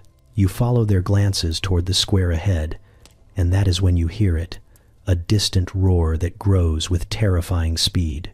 It is not a sound made by a few angry men. It is the sound of a crowd swelling beyond reason. You step toward the noise, because curiosity often wins over caution, and immediately feel a tremor beneath your boots. At first you think it is your imagination, but then the trembling returns, stronger, rhythmic, like the city itself is taking long, furious breaths. A man brushing past you mutters that the Bowery and the 5 Points gangs have finally snapped, and the politicians' guards have snapped back, and now everyone is snapping at everyone. You barely have time to make sense of his words before the mob appears. They surge into the street like a flood of bodies, faces twisted by anger, fear, excitement, or all three tangled together. Some carry clubs, some brandish broken chairs, some grip nothing but their own fists, as though those alone might reshape the world tonight. Shouts layer over each other, turning language into chaos. You look around for some sign of order, but order has not only fled, it has taken the long route out of the city. You try to step aside, but the crowd moves too fast. A man slams into you, spinning you in place, shouting something you cannot hear over the pounding of thousands of feet. You brace yourself against a wall, heart punching your ribs as the wave continues pouring past. A woman stumbles near you, clutching her shawl, eyes wild. You catch her elbow before she falls, and she thanks you in a voice that shakes before diving back into the rushing tide, as if being still for even a second would be more dangerous. The ground shudders harder as the mass grows. Every footfall is amplified by the cobblestones, vibrating up your legs into your bones. It feels like standing beside a massive machine whose purpose is only destruction. You glimpse the spark that started it all, though no one seems entirely sure which insult or shove ignited this frenzy. Someone yells that the policeman struck first. Someone else claims the Bowery boys pulled knives. Someone insists a politician fled through the back door with gang protection. Every explanation contradicts the last, yet every person believes their version fiercely enough to riot. You push deeper into a side alley, searching for a vantage point where you won't be flattened. From the shadows, you watch the mob collide with a line of officers who look wildly unprepared for what is coming. Their batons shake in their hands, and their formation wavers almost instantly, swallowed by the raging ocean of bodies. Cries erupt. Wood cracks. Someone screams a warning too late. A cloud of dust rises as the first clash hits the street like a hammer. You see a group of gang members climbing atop a wagon, shouting directions as though conducting the chaos. Behind them, the dead rabbits charge from another street, their fury practically glowing. A bottle arcs through the air and bursts against a lamppost, raining glass over everyone. A man next to you ducks too slowly and curses as a shard grazes his ear. He wipes the blood with the same casual annoyance one might reserve for a mosquito. The riot swells, shifting direction unpredictably, the way storms change course mid-sky. You hear windows shatter, wood splinter, boots thundering in the frantic rhythm of rage. Somewhere in the mess, someone starts beating a drum, adding an almost ceremonial madness to the soundscape. You feel the rhythm in your ribs, relentless, primal. A wave of people surges toward your alley, and you press flat against the wall again. They rush past, some shouting at the top of their lungs, others silent with grim resolve. A boy no older than 16 clutches a flagpole like a weapon, eyes burning with more emotion than you can decipher. A man covered in soot staggers beside him, coughing but refusing to slow down. The crowd behind them is so dense that you lose sight of the ground beneath all those feet. The earth shakes again, harder, as if the riot itself has weight beyond its people. You suddenly understand how riots become legends. It is not the violence, though there is plenty of that. It is the sheer force of collective fury. The way 1,000 feet striking the ground at once feels like an announcement to the universe. It vibrates up the buildings, rattles window panes, travels through you until your muscles hum with borrowed adrenaline. It takes hours for the noise to thin, for the mob to splinter into smaller threads of anger drifting away into the darkened streets. When you finally step out of the alley, the air feels wrung out, empty in a way that almost aches. The ground beneath your feet still tingles faintly from the force of what happened. You walk home slowly, ears ringing, realizing that tonight you witnessed something that was not merely a riot but a moment when the whole city exhaled through its fists and feet. The slums are quiet now, but the memory of that thunderous stampede lingers, pulsing beneath the cobblestones like a heart that has not finished beating. You smell the smoke long before you see the flames. It curls through the streets in a lazy serpent, sliding past laundry lines and drifting into windows that have not closed properly in decades. People start shouting, sprinting toward the commotion with buckets, blankets, and expressions that suggest they have done this far too many times. You hurry after them, expecting to see firefighters battling the blaze with heroic determination. You absolutely do not expect to find them battling each other. Two separate fire companies arrive at the same moment, racing through the street with engines pulled by frantic horses. The first company skids to a halt, men leaping off the wagon with practiced skill. They grab hoses, axes, ropes, and look ready to attack the flames with the urgency the situation demands. But when the second company rounds the corner, all momentum shifts. The men from the first company freeze, their eyes narrowing. The men from the second company stare back with the equal, offended energy of rivals encountering one another at the worst possible time. Someone shouts a word you do not understand, but everyone else seems to know it because the entire street erupts. The fight begins almost spectacularly fast. Before a single drop of water touches the fire, fists start flying. Axes are raised not toward the flames but toward skulls, and hoses are yanked out of hands with the fury of men who would rather lose a building than lose pride. One firefighter punches another so hard he falls backward into his own water barrel, disappearing with a splash and several muffled curses. You stand there stunned, watching as men who should be rescuing residents instead engage in a full-scale brawl that looks suspiciously rehearsed. They trade insults about who arrived first, who stole whose equipment last week, and who allegedly tampered with someone else's water pump. The fire crackles louder, licking up the side of the building as though cheering for the madness unfolding below. A firefighter with a soot streak across his forehead grabs a rope and swings it like he is herding cattle, attempting to knock the opposing company off their feet. He succeeds in sweeping 3 men at once, but triumph is short-lived because another man's body slams him into a pile of wooden crates. The crates collapse with a spectacular crash, sending debris everywhere. A child watching from a window claps with the enthusiasm of someone enjoying theater. Meanwhile, the building continues burning. A woman screams for someone to save her husband, who is still inside. Her pleas go completely ignored as 2 men grapple near the doorway, each trying to shove the other into the path of falling embers. One finally gains the upper hand, throwing his opponent into a horse trough. The horse, offended, kicks water everywhere, soaking several fighters who pause only long enough to sputter in outrage before swinging again. The fire suddenly roars louder, flames erupting from a second-story window. People gasp. The firefighters glance up, as if surprised to discover the blaze still exists. 2 men from opposing companies break away from the chaos and, realizing the building might actually collapse, attempt to lift a hose together. This truce lasts approximately 4 seconds before one accuses the other of twisting it deliberately, and the fight resumes with renewed enthusiasm. The crowd begins shouting at them, angrily pointing at the fire, waving arms, demanding action.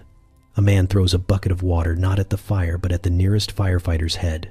The firefighter wipes his face, looks offended, and throws a punch at a man who was not even involved. This sparks a second, smaller brawl, because in 5 points, one fight is never enough. Smoke thickens, drifting so low you feel it scrape the back of your throat. The flames roar higher, sending sparks cascading onto the street. Finally, an older firefighter, scowling, limping, clearly done with everyone, stomps between the brawling men. He bellows something unintelligible, but whatever it is carries weight. The fighters hesitate. A few drop their fists. One mutters an apology under his breath. Reluctantly, grudgingly, the companies refocus. Hoses rise. Buckets pass from hand to hand. For a brief, miraculous moment, they remember they are here to extinguish, not extinguish each other.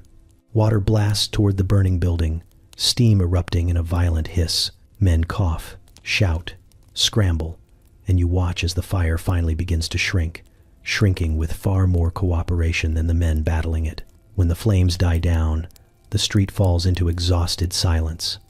The firefighters glare at each other, bruised, panting, soaked, and absolutely furious. Yet even now, you can tell they are one insult away from round 2. The senior firefighter slams his helmet on his head, declares the job done, and limps away, leaving the others to stare at one another like dogs deciding whose territory this street really is. You stand among the smoke and charred wood, trying to make sense of what you witnessed.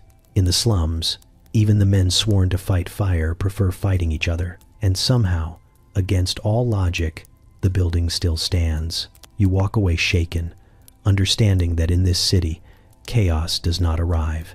It is already here, wearing a helmet, swinging a fist, and ignoring the flames behind it. You follow the boys into an alley so narrow, you feel like you are squeezing between the ribs of the city itself. The buildings lean inward, as if eager to witness whatever is about to unfold, their windows flickering with lamplight that dances like judgment. The gang members walk ahead of you with the relaxed confidence of people who already know they belong, their boots tapping a rhythm that feels both ceremonial and careless. You can tell from the way they carry themselves that this is not just another night. This is an initiation. They stop beneath a crooked balcony where laundry drips in slow, irritated plinks. A lantern swings overhead, casting long shadows that stretch like hungry fingers across the cobblestones. The air is thick with the sharp scent of sweat and coal smoke, and a dozen faces turn to appraise you, even though you are not the one being tested. You feel their eyes slide over you, measuring your posture, your expression, your potential usefulness, and probably how quickly you would cry if things went poorly. The boy being initiated steps forward. He looks about 16, still carrying the fragile bravado of someone trying very hard to look older. His jaw is set, but you can see the pulse in his neck jumping like a frantic drumbeat. The leader places a hand on his shoulder, squeezing hard enough that the boy flinches but recovers quickly. The leader asks if he is ready. The boy nods. It is a nod full of certainty and terror. They begin with a test of agility, which they insist is tradition. You watch as the boy is instructed to climb a drain pipe slick with rainwater and questionable substances. He scrambles upward, boots skidding, arms shaking, and you can already feel sympathy rising in your chest. When he reaches the top, breathless but triumphant, the gang cheers. Then they tell him to jump across the gap to the next roof. He hesitates for only a heartbeat before leaping with the wild determination of someone who cannot afford to think. He lands hard but upright. You imagine yourself attempting the same leap and landing somewhere between humiliation and the nearest medical disaster. Next comes the test of nerve. They march him toward a doorway where two dangerous-looking men stand silently. One holds a knife, the other a club. They do not touch him, but they block his path with the unwavering calm of statues. The boy must walk straight between them without flinching. He squares his shoulders and steps forward. The men lean in slightly, enough to make the air tense, enough to make you swallow hard even though you are not the one being tested. The boy passes through with only a slight tremor in his stride. You imagine yourself attempting the same test and fainting before reaching their shadows. Then comes the strangest part. The leader hands the boy a stolen object, something mundane, a brass doorknob, and instructs him to return it to the house it came from without being caught. This, they say, proves respect. Not thievery, but undoing thievery. A correction of chaos, as one of them puts it. Though you suspect the whole ritual exists, mostly because someone once thought it would be amusing. The boy nods and slips into the night. Minutes crawl by.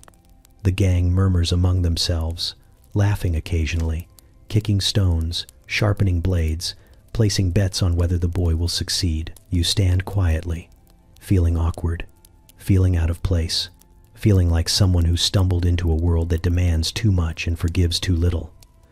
The boy returns at last, breathing heavily but grinning, the task complete. The gang erupts into cheers, clapping him on the back, pulling him into their circle, welcoming him loudly and without hesitation. You stand on the sidelines, absorbing the energy, the camaraderie, the dangerous joy, and you understand suddenly why boys join gangs. It is not the violence or the power or the trouble.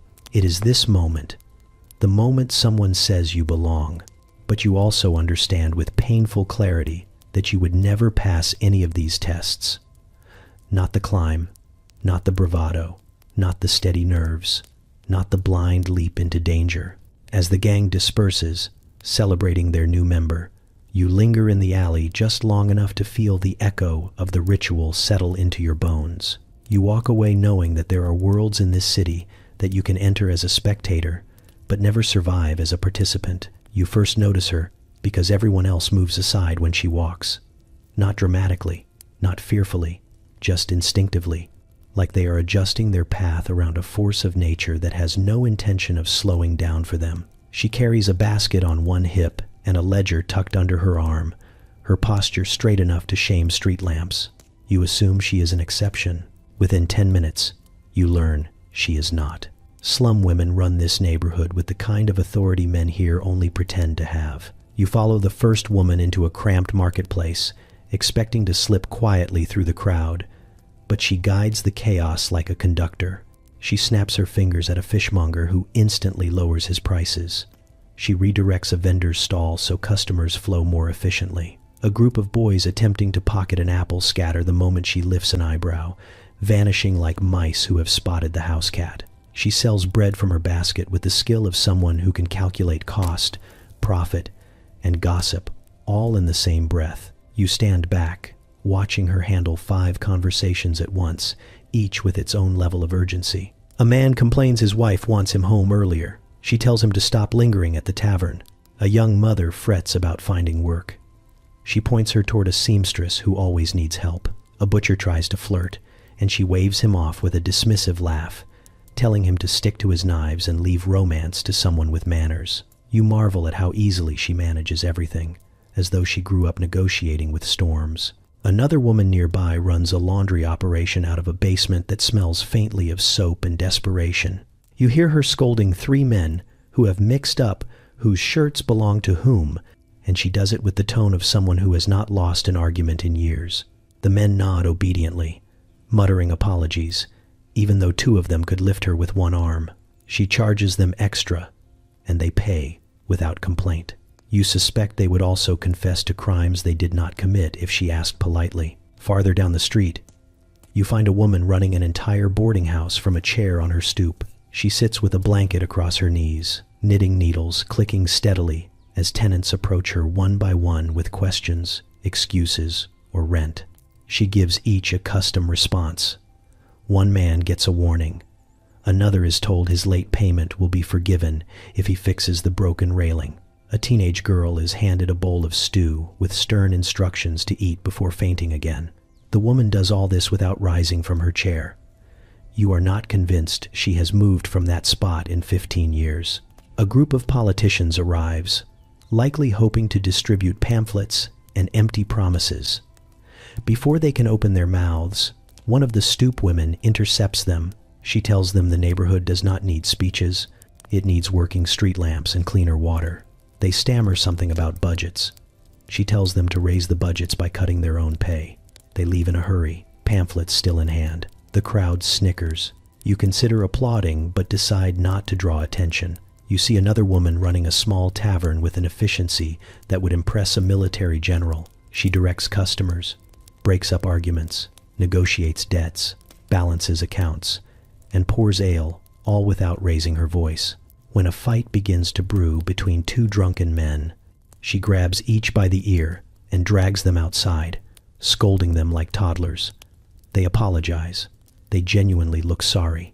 You realize these women are not simply respected, they are obeyed. Everywhere you turn, slum women run things, because if they did not, nothing would run at all. They organize food distribution, settle disputes faster than the police ever will, manage money with precision, and decide which families receive help during harsh winters. They know everyone's stories, everyone's secrets, everyone's excuses. They are the backbone the city pretends does not exist.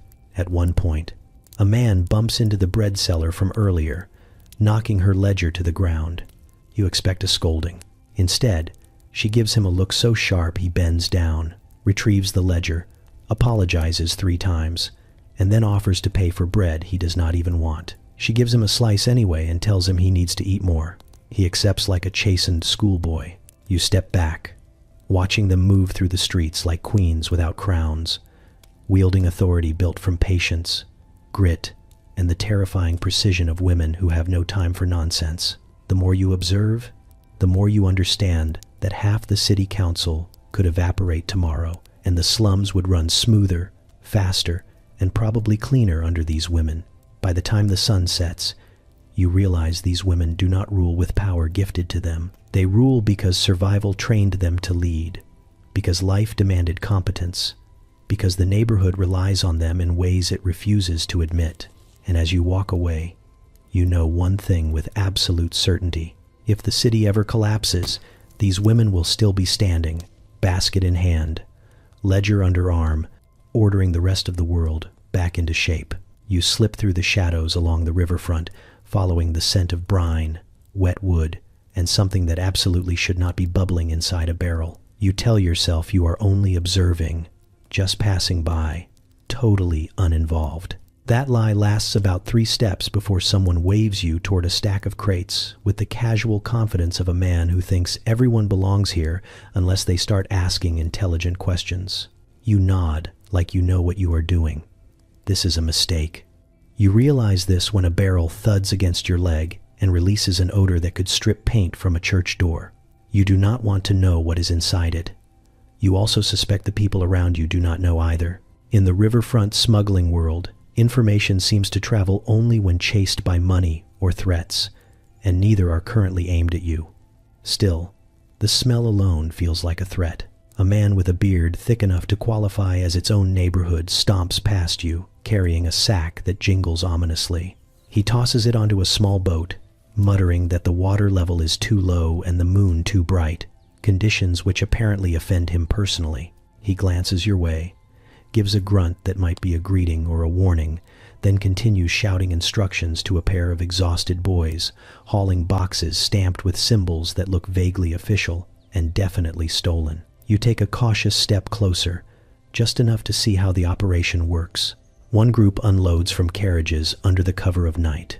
Another group repacks the goods into fresh containers that are labeled with the kind of handwriting people use when they want plausible deniability. A third group shoves everything onto boats that wobble like frightened ducks in the current.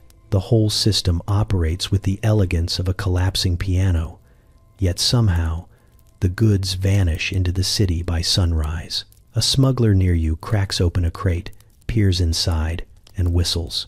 You are curious, but not curious enough to lean in. Curiosity here gets you hired or killed, depending on how much someone likes your face. The man slaps the lid back on, wipes his hands on his trousers, and announces that the contents are fragile. A moment later he drops the crate, listens to the rattle, and shrugs. Fragile is relative on the docks. Another pair of smugglers roll a barrel toward the boat. It bumps over a plank and releases a fresh wave of aroma. This one smells like spoiled fish, sour milk, and a bold hint of disaster. The smell clings to your coat like a needy ghost. You vow to burn your clothing later. The men groan about it too, arguing over whether the barrel contains pickled something or fermented something else, or possibly a creature that died of embarrassment. You crouch beside a pile of rope, pretending to tie a knot so no one asks why you are standing around breathing suspiciously. A wiry boy with bright eyes and soot on his cheeks pauses next to you and whispers that if you want to survive the night, you should keep your pockets empty and your mouth even emptier. You nod, because you like your pockets and your teeth. He grins and scampers off carrying a rolled map he definitely did not have a moment ago. A signal whistle cuts through the night. Everyone moves at once. Lanterns dim, crates shuffle, boats push off, and suddenly the quiet river becomes a highway of illegal ambition. You watch the smugglers work with frantic efficiency, a choreography of desperation. They joke loudly, curse creatively, and push through the night with the confidence of men who have outrun lawmen often enough to treat it like exercise. For a brief moment, you admire the teamwork, the rough edges, the improvisation, the strange loyalty of people who would not hesitate to steal your boots but would also drag you out of the river if you slipped. It is a world patched together by shared hunger and shared secrets. Then a barrel near you shifts, wobbles, and falls over. The lid pops off. Something inside sloshes and emits a smell so powerful your eyes sting. You clap the lid back down with the panic of someone fighting a supernatural entity and vow never to question again why barrels smell suspicious. They smell suspicious because they contain things that should not exist. When the last boat fades into the darkness, you slip away from the docks with the quiet steps of someone escaping a crime scene without technically committing a crime. You inhale the city air, which somehow feels cleaner than the river's breath. Your coat still reeks, your curiosity aches, and your heartbeat will not slow for several minutes. But you have seen the riverfront underworld, the barrels of mystery, the smugglers who work faster than sleep, and the quiet understanding that the city survives on chaos as much as commerce. And you now know one thing for certain. If a barrel smells suspicious, it is because the universe is warning you. You arrive at the abandoned brewery just as two gangs approach from opposite directions, each moving with the careful posture of men pretending they are not seconds away from violence. The building looms above you, its broken windows staring down like tired eyes that have seen far too many bad decisions. Inside, lanterns flicker against damp brick walls, casting a glow that looks almost peaceful until you remember who is meeting here. A truce, they call it. A chance to calm tensions. A civilized conversation. This optimism lasts roughly as long as it takes you to inhale. Both groups enter the room with exaggerated nonchalance. The Bowery boys claim the left side, standing tall in polished boots and bright scarves that practically yell for attention. The dead rabbits settle on the right, leaning against crates with their arms crossed, radiating a level of skepticism normally reserved for crooked card dealers. You position yourself behind a pillar where no one will mistake you for a participant, negotiator, or target. A makeshift table sits between them, little more than a plank balanced over barrels. Someone even placed a candle at the center, as though ambience might solve everything. The gang leaders step forward, nod stiffly, and sit with the reluctant grace of men trying not to show how much they hate chairs that do not lean backward in a threatening way. The meeting begins with a surprising moment of civility. The Bowery leader thanks the dead rabbits for showing up. The dead rabbit spokesman manages a polite acknowledgement that does not sound immediately murderous. Even the candle flame seems encouraged, dancing gently in a rare breeze that found its way through a cracked window. For exactly 3 minutes, the truce is real. They discuss boundaries, stolen supplies, and the unfortunate misunderstanding involving a wagon load of potatoes and a man who allegedly insulted someone's mother.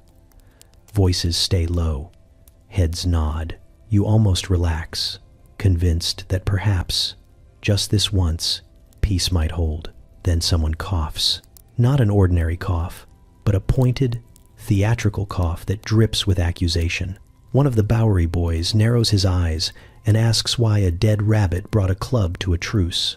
A dead rabbit retorts that it is not a club, it is a walking stick, because one of his legs is sore from chasing Bowery thieves. A Bowery boy replies that it is strange how the stick perfectly resembles the club used in last week's brawl. The candle flickers. A man snorts. Someone else mutters something about cowardice. A third voice accuses the other side of sending spies. A chair leg scrapes across the floor with the unmistakable tone of hostility preparing itself. You watch the negotiators' expressions change with the speed of an incoming storm. And then, like clockwork, everything shatters. A man lunges. Another rises too fast and knocks over the candle. The truce table collapses under the weight of 2 angry bodies, sending the plank clattering to the floor. Voices explode into shouts. Fists find targets, and the room erupts in a chaos so swift you wonder if the 3 minutes of peace were simply an illusion created by your desperation. The candle rolls wildly, sputtering smoke as men grapple, swear, and slam into walls. Crates topple, scattering bottles that burst with sharp pops. Someone tries to reason with the fighters, but he gets knocked aside by a man whose definition of diplomacy involves headbutts. You flatten yourself behind the pillar as 2 men crash into it, arguing loudly over who insulted whom first. The brewery echoes with thuds, curses, and the occasional yelp of someone who misjudged how slippery spilled ale can be. A Bowery boy slips, grabs a dead rabbit's coat for balance, and the two tumble together like clumsy acrobats who forgot the routine. Nearby, someone attempts to restore order, but is immediately dragged into the fray by accident. It takes a surprisingly long time for exhaustion to begin outweighing rage.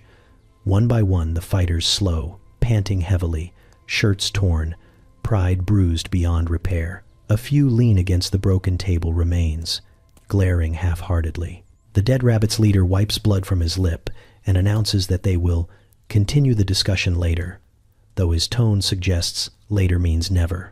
The Bowery leader nods, equally battered, equally done. They limp out of the brewery in opposite directions, muttering threats that sound more like promises for future headaches than outright war. When the last bootstep fades, the room settles into a damp silence. The candle lies extinguished on the floor, a small reminder that even fire could not handle the tension.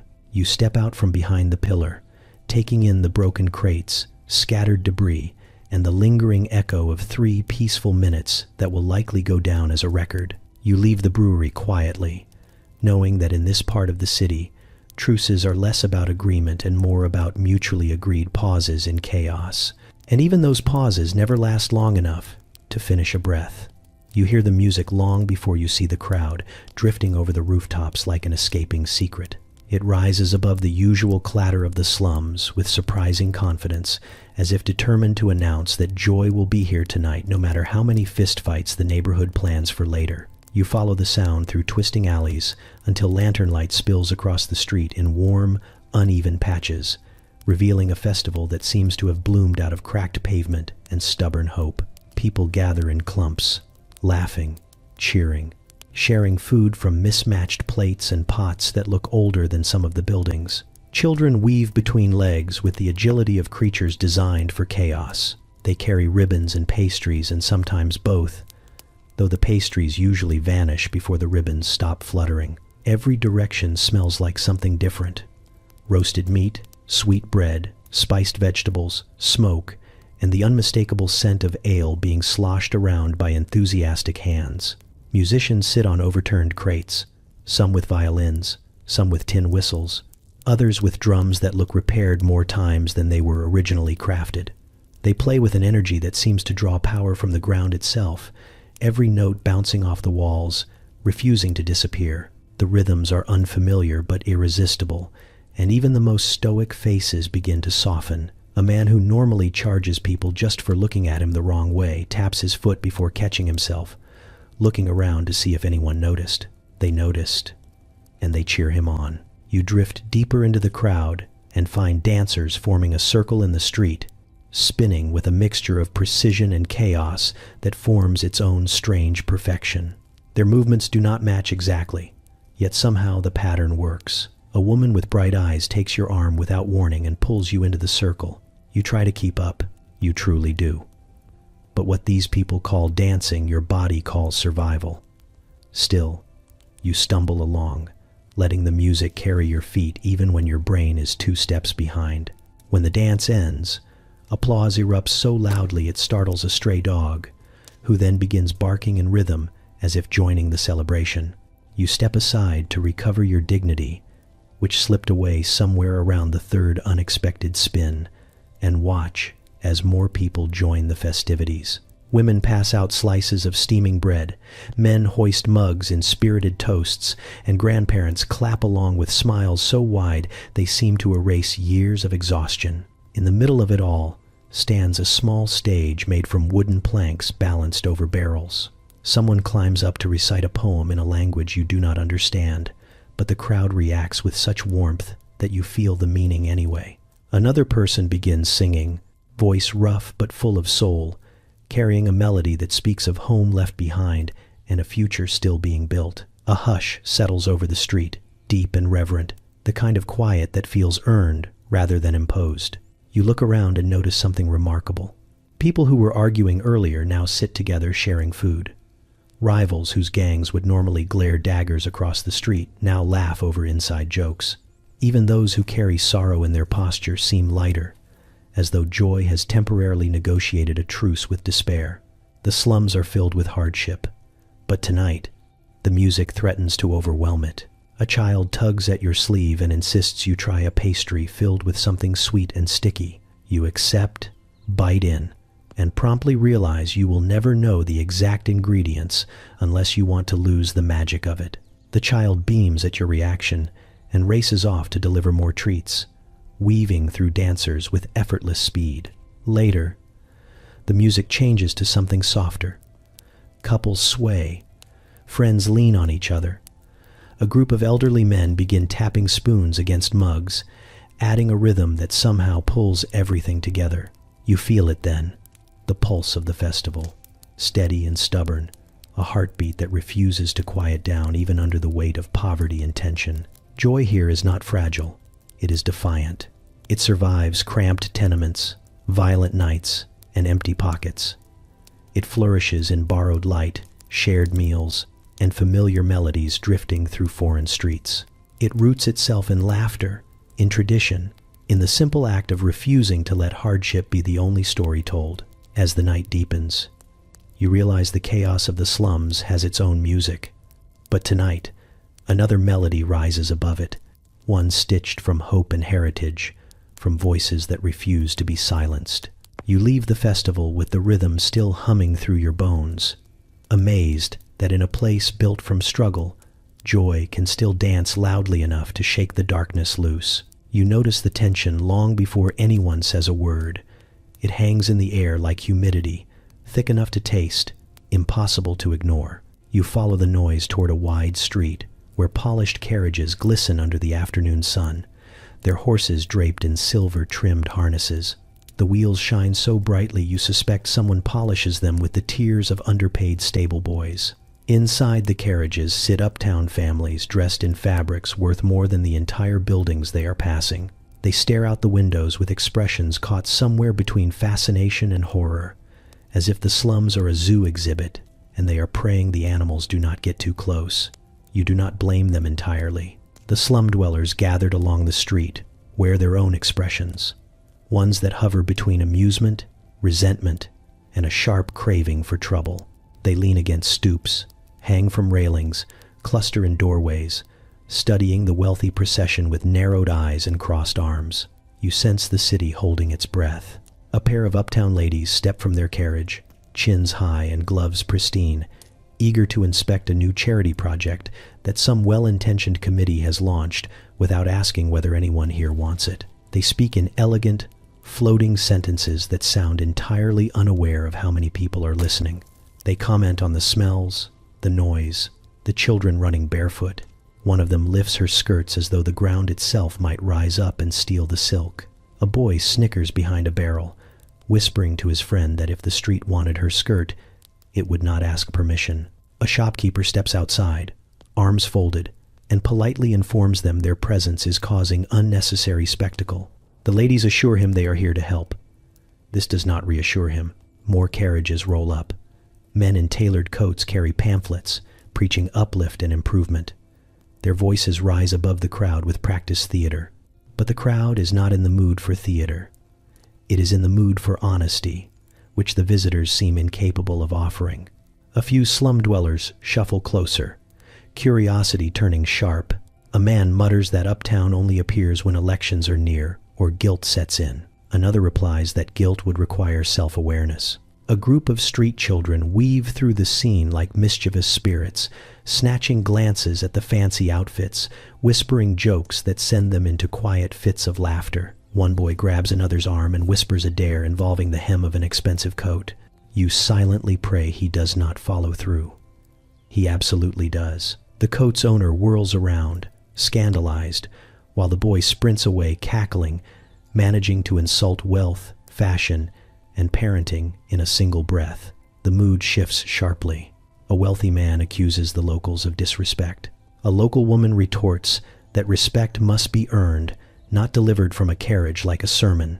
A young uptown man tries to calm things by insisting everyone wants the same future. A gang member laughs so hard he nearly chokes, asking if that future includes paying rent with inspirational speeches. The wealthy men bristle. The locals lean in.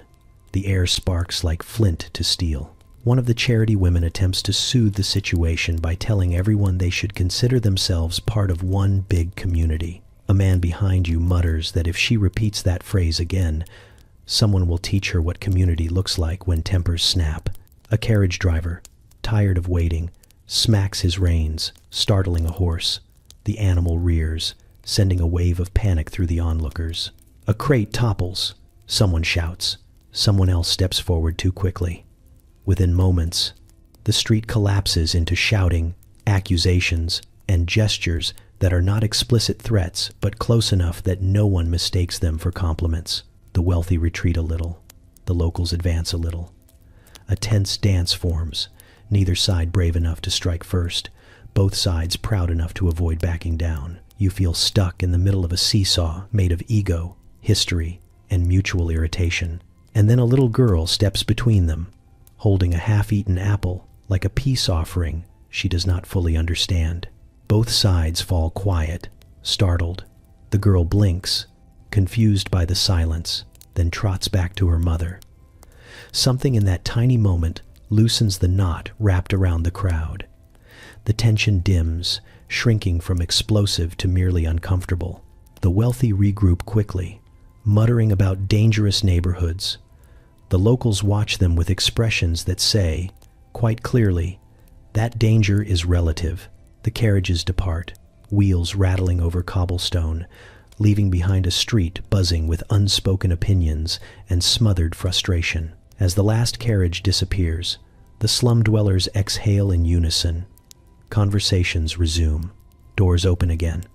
The street returns to its usual rhythm, though the air still tastes faintly of confrontation. You realize you witnessed more than a clash of classes. You watch two worlds collide, scrape friction into flame, and then step back before the fire caught. Both sides walk away, unchanged, but you do not. You walk into the aftermath slowly, because something in the air warns you not to rush. The street feels unnaturally quiet, the kind of quiet that settles only after chaos has exhausted itself. Dust hangs low, drifting in faint spirals like it is trying to remember how to return to the ground. Crushed debris crunches beneath your boots, bits of splintered wood, broken bottles, torn fabric, and something that used to be a barrel before someone introduced it to violence. The first thing you notice is the smell. Not blood, though there is some of that, faint and metallic. It is the smell of sweat, smoke, and fear that has already burned itself out. The memory of the fight lingers heavier than the wreckage itself. Doors hang crooked on their hinges. Windows gape open, jagged edges catching the weak sunlight. A lamppost leans sideways, bent at a painful angle as though it tried to intervene and regretted the decision immediately. You step around a toppled pushcart whose contents have been scattered across the cobblestones. Half the fruit is smashed, half stolen, and all of it tells a story you did not witness. You imagine the vendor ducking behind it as fists flew, or maybe abandoning it entirely as the gangs clashed. The only certainty is that this cart will not be selling anything today. Farther down the street, you see the impressions left behind by bodies slamming into walls. Bits of coat fabric cling to brick. A broken knife lies abandoned beside a chalky smear that might once have been someone's mark on territory. Even the walls feel different.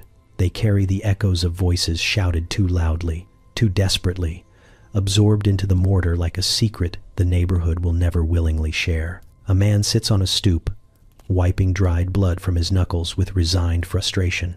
He glances at you, not unfriendly, but not interested in explaining anything. The slums have rules, and one of them is that nobody owes you details about their pain. You nod as you pass, and he returns the nod with the weary dignity of someone who has seen too many nights like this. A dog trots by with a strip of fabric in its mouth, tail wagging as though it has discovered treasure. You do not want to know where the fabric came from. Animals adapt quickly here. You keep walking, following the trail of overturned crates and discarded objects that all point toward the center of the conflict. The heart of the battle feels unmistakable when you reach it. The ground bears fresh scuffs where boots pivoted and bodies fell. You see dents in the cobblestone left by something heavy striking hard. A broken club lies split in two, one half soaked from falling into a puddle of muddy water. The air is heavier here, as if history itself decided to settle right in this spot. You pause and let the silence wash over you. There is something powerful about this aftermath. Not heroic, not glamorous, but undeniably real. This is where pride clashed with pride, where grudges became actions, where decisions that will shape the next week, the next year, maybe the next generation, were carved into the street, not through speeches or politics, but through fists, fear, and fierce loyalty. A woman sweeps her doorstep nearby, brushing broken glass into a neat pile. Her motions are quick and efficient, not angry, not emotional, just necessary. She has cleaned up after battles before. She will clean up after more. She pauses long enough to glance at the ruined street, her expression unreadable, somewhere between disappointment and acceptance. Then she returns to her sweeping. Two boys pick through the debris, collecting anything valuable enough to sell. A button, a buckle, a metal flask with only one dent. They chatter quietly, already turning the chaos into opportunity. They treat the scene not as a tragedy, but as another day in a city that never gives them stability. You wonder how many battles they have witnessed, how many more they will. Across the way, a man paints over a gang symbol with practice strokes. He covers one mark, only to reveal a faded one beneath. Older, belonging to a gang that has not existed in years. The paint layers read like rings in a tree trunk. Every gang, every fight, every era has left its mark here. And no matter how many times someone paints over them, the history remains. You stand in the middle of the street, letting it all imprint itself on you. The dust settles slowly, almost reluctantly, as if trying to explain something you cannot quite grasp. In the quiet, you hear a whisper of footsteps, echoes from the night before, shadows of anger and defiance. And you realize that battles in this city never end cleanly. They leave ghosts behind. Not the kind you see, but the kind you feel in the stillness afterward, the kind that shape how people walk these streets and how they look at one another. You turn away at last, carrying with you the weight of a place that remembers everything, even when the people try to forget. You first notice the pattern by accident. A patrolman strolls past a street where two men are actively trying to strangle each other with the enthusiasm of men arguing about something deeply philosophical, like whose turn it is to repay a debt. The officer glances at them, adjusts his hat, and keeps walking without so much as a raised eyebrow. You assume he is unusually brave or unusually oblivious. Then you see him pause at the corner where a shopkeeper discreetly hands him a small paper envelope. The officer tucks it into his coat, clears his throat, and suddenly remembers something very urgent in the opposite direction. That is when the pattern clicks into place. The city officials here do not merely ignore wrongdoing. They ignore everything until someone gives them a reason to pay attention. Bribery is not corruption. It is customer service. You walk deeper into the ward, where offices, precincts, and administrative buildings crouch together like a cluster of bureaucratic mushrooms. The first office you pass has a line that stretches down the steps. People grumble, waving documents that look older than the children clutching their sleeves. A clerk steps out, surveys the crowd with the boredom of someone studying wallpaper, and asks for the next fee before anyone even reaches the desk. When a woman protests that she has already paid twice, the clerk shrugs and says the paperwork must have been misplaced. You suspect misplaced means deliberately hidden until the money reappears. Inside another building, two officials lean over a ledger, whispering in tones that suggest they are discussing something serious. You inch closer, curious, only to hear them debating not crime reports or zoning issues, but whose cousin deserves the job that supposedly requires actual qualifications. One of them argues that his cousin is better suited because he already owns a good hat. The other counters that his cousin has more free time because he rarely wakes up before noon. They both speak as though these attributes transcend competence. A third man bursts in, panting, announcing that he has a list of violations from the waterfront. The officials glance at the list, blanch at the number of infractions, and tuck it neatly into a drawer before sealing it shut. The man is rewarded with a coin for his trouble, and instructed not to mention this matter again, especially not to anyone who cannot produce more coins. You wander into a hallway where framed portraits line the walls. Every face looks strangely familiar, not because you know the men, but because they all share the same expression, polite indifference dipped in smug self-satisfaction. Each portrait title lists some accomplishment that likely cost more bribe than effort. You linger beneath one with an especially pompous smile, reading how he reformed city sanitation, Outside, you can smell the sanitation reforms rotting in the gutter. A room nearby buzzes with voices. You slip into the back and find several officials negotiating a contract for street repairs. The discussion never mentions cost, materials, or timetables. Instead, it revolves around how much each man stands to gain personally, and which contractor is most willing to pretend to do the work. One official suggests they repair only the street leading to his home. Another says that is wasteful because the rest of the neighborhood will still look terrible. They compromise by deciding to repair nothing and split the money evenly. A messenger enters with urgent news that a warehouse collapsed. The officials react with the kind of mild annoyance one reserves for spilled tea. They ask who reported it. When the messenger says a group unable to pay the inspection fee, the officials declare it a non-issue unless someone wealthy is trapped inside. The messenger confirms that no one wealthy would be caught dead in that warehouse. The officials nod. The matter settled. You leave before someone mistakes you for a person with money, because then you might actually become interesting to them. Behind the buildings, the truth is more blatant. You watch an official counting coins behind a half-closed door while a known gang member waits patiently. The official promises that patrol routes will mysteriously shift tonight.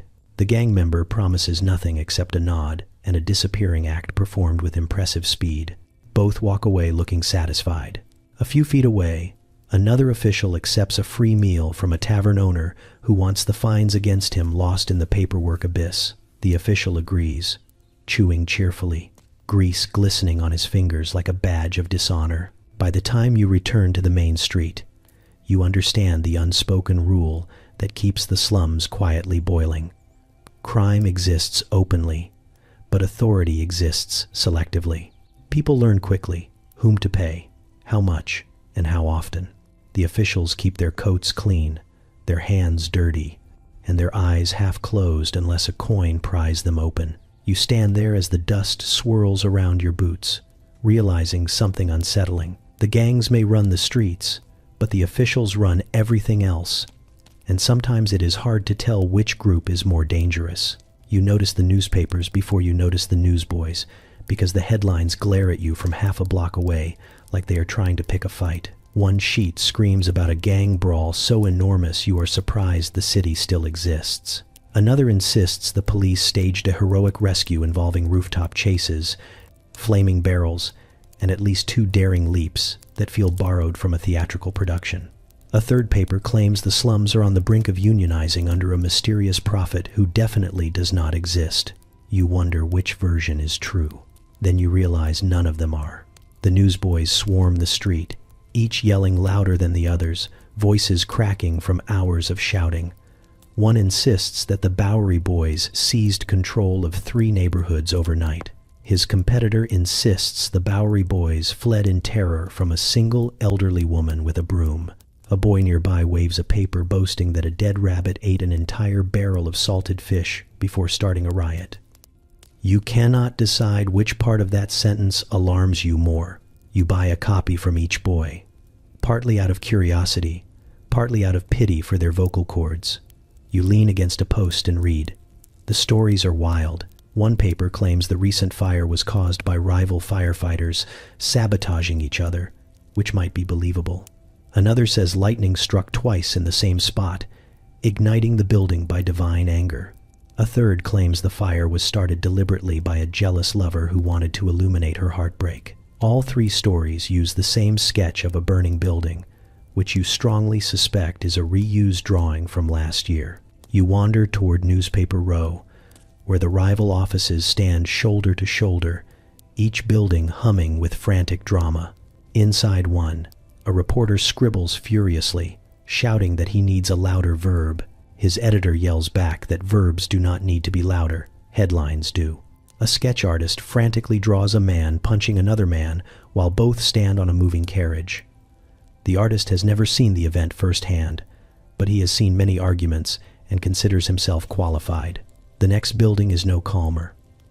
Reporters sprint between rooms holding scraps of overheard gossip like precious artifacts. One proudly announces he has exclusive information about a political meeting. When asked for his source, he declares it confidential. When pressed further, He admits his source is the man who sells sausages outside the courthouse.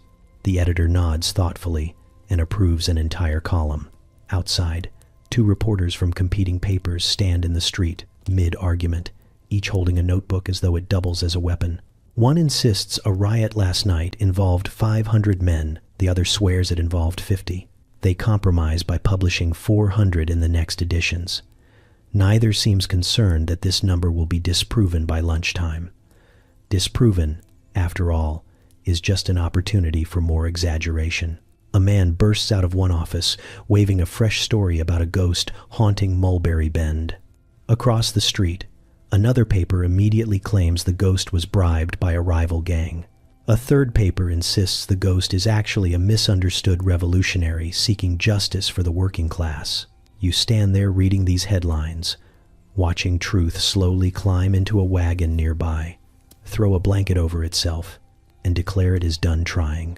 You wander back toward the slums and find people clustered around the morning's editions. Some laugh at the absurdity. Others argue passionately for their preferred version of the truth. A few take advantage of the headlines to boost their own reputations, claiming they witnessed events they definitely did not. One man tells everyone he was at the center of the brawl described in the largest headline. Someone nearby mutters that he was asleep during that hour and snores loudly enough to prove it. You fold one paper and glance again at the bold letters screaming across the page. None of it aligns. None of it attempts to. In these neighborhoods, truth is not a standard. It is a suggestion, a polite option, a flavor that editors rarely choose because sensationalism tastes better and sells faster. You walk away with ink on your fingers and disbelief lingering in your mind. Behind you, newsboys resume their cries, arguing over whose paper is the most accurate. You know accuracy is not the product they are selling. What they offer instead is a world where every event is bigger, louder, stranger, and more dramatic than the one before, until the truth waves a little white flag and sighs in exhausted surrender. And somehow, everyone keeps buying it anyway. You sense it before you understand it.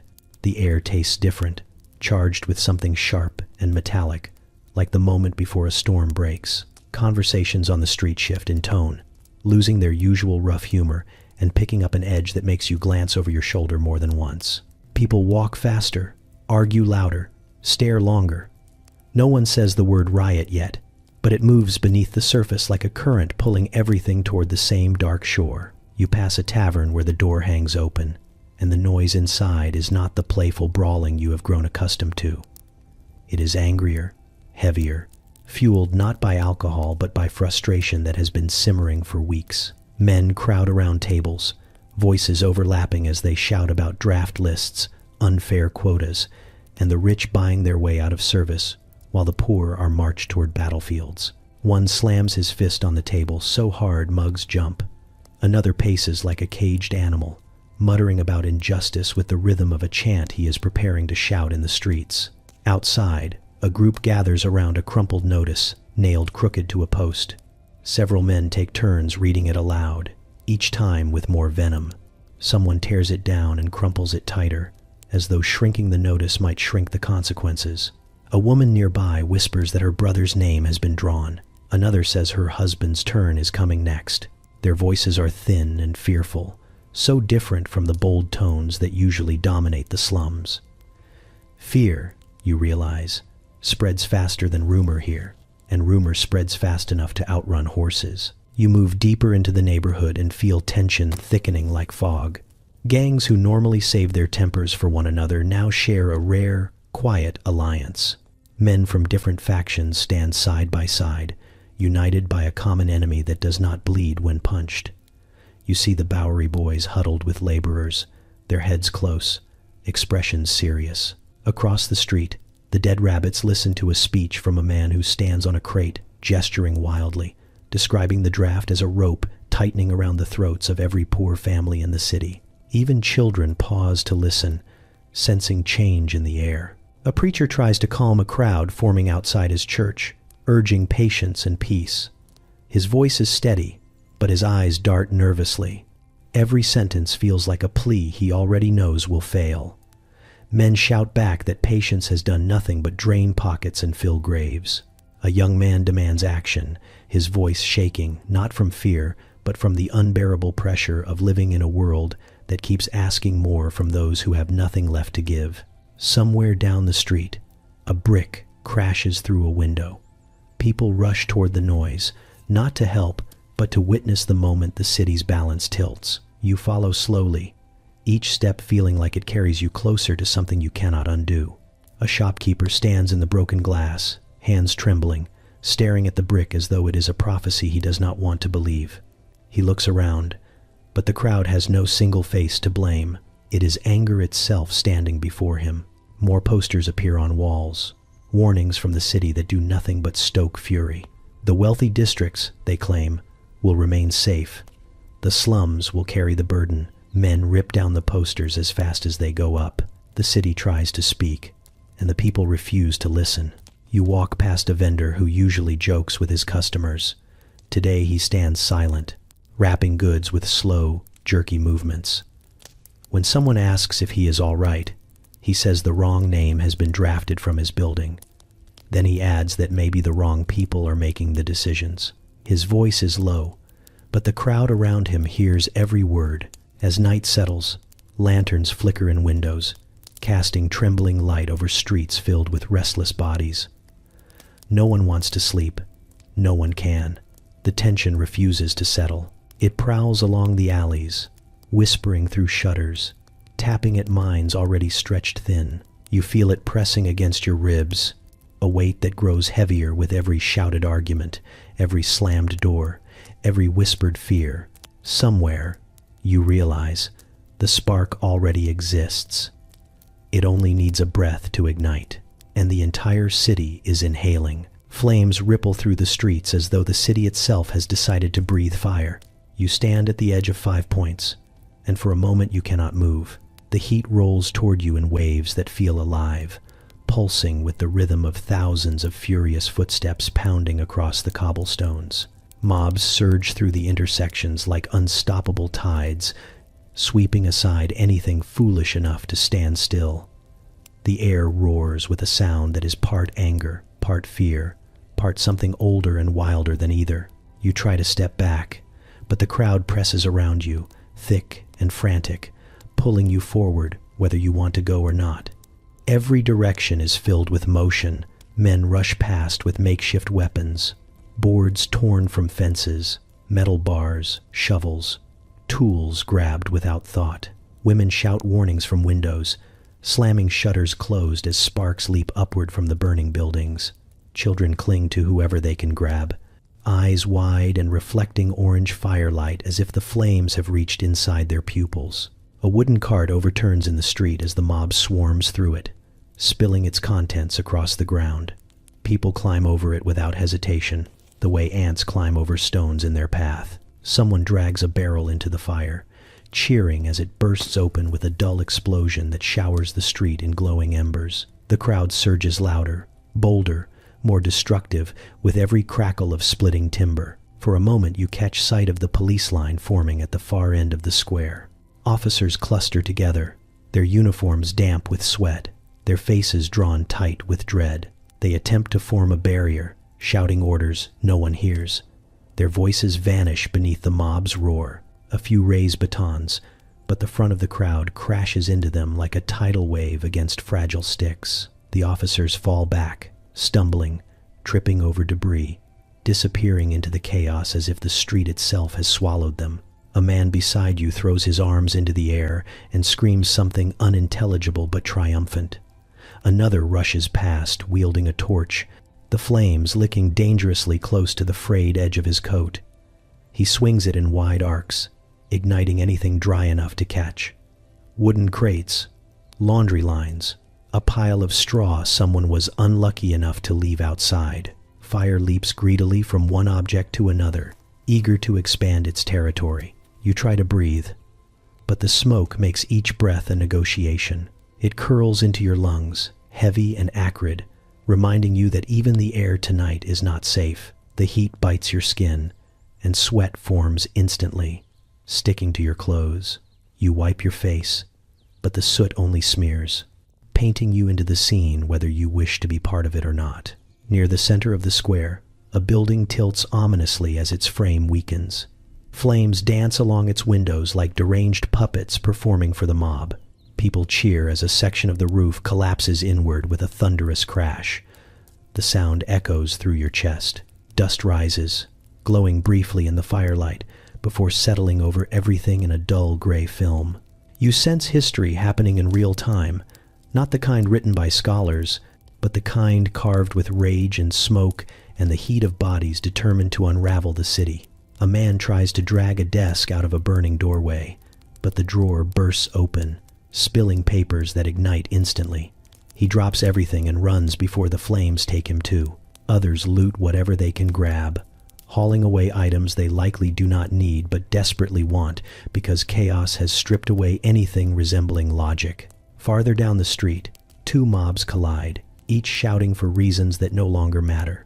They slam into each other with wild force, swinging fists, clubs, debris. You see the Bowery Boys' bright scarves tangled with the darker coats of Irish laborers, neither group willing to yield ground. The fight spills into a burning alley where sparks rain over them like cursed confetti. Above them, the smoke climbs higher and higher until it becomes a massive cloud hovering over 5 Points, visible even from uptown. You imagine the wealthier neighborhoods staring in horror, wondering how the city they ignore most days has suddenly become the center of everything. A woman grabs your sleeve and pulls you aside just as a flaming shutter crashes onto the street where you were standing. She doesn't say a word. She simply releases you and vanishes into the crowd, already looking for someone else to save before the fire claims them. You want to thank her. You also want to leave. But your legs won't move, rooted by the shock of seeing an entire neighborhood turning itself inside out. The mob grows louder.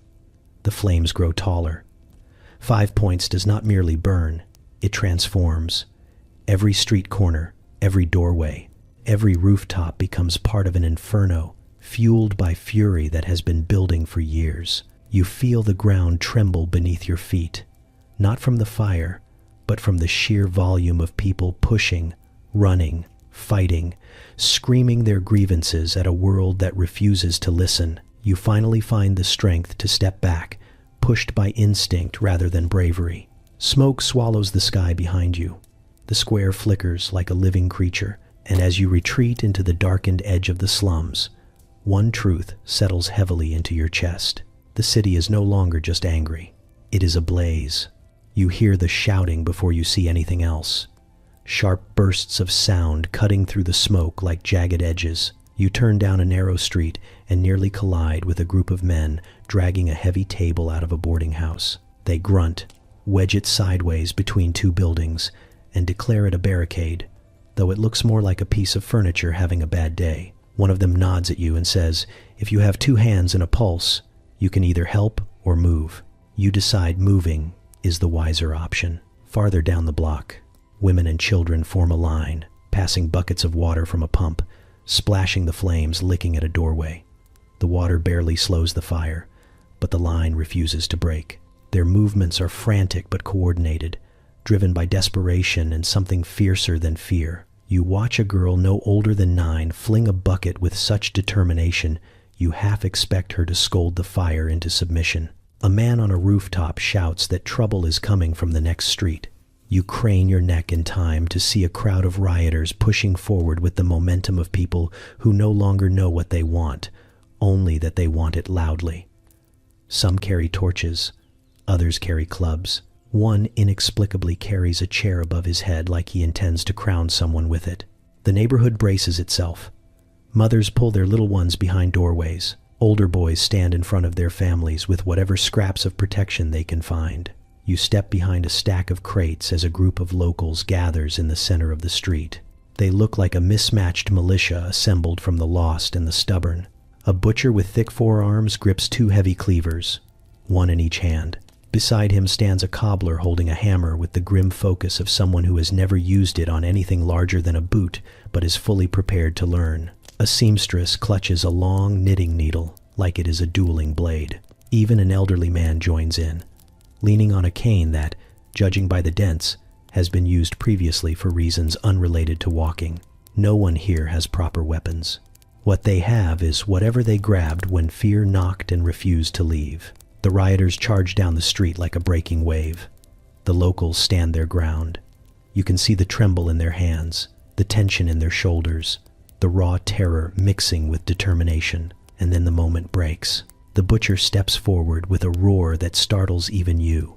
His voice ricochets off the walls, a warning and a challenge in equal measure. The rioters pause, thrown off by the ferocity of a man holding kitchen tools like divine punishment. That hesitation is all the neighborhood needs. The defenders surge forward in a clumsy but powerful rush. The cobbler swings his hammer with wild arcs, landing blows that send rioters stumbling backward. The seamstress jabs with her needle, sharp enough to make even the boldest step aside. A gang of teenagers hurl bricks from a balcony, shouting triumphantly every time one connects with an unlucky skull. To your right, a woman hurls boiling water from a window, scalding a rioter who retreats screaming. And the stench alone sends him fleeing faster than fear ever could. Improvised warfare takes creativity, and these people seem to have innovation in abundance.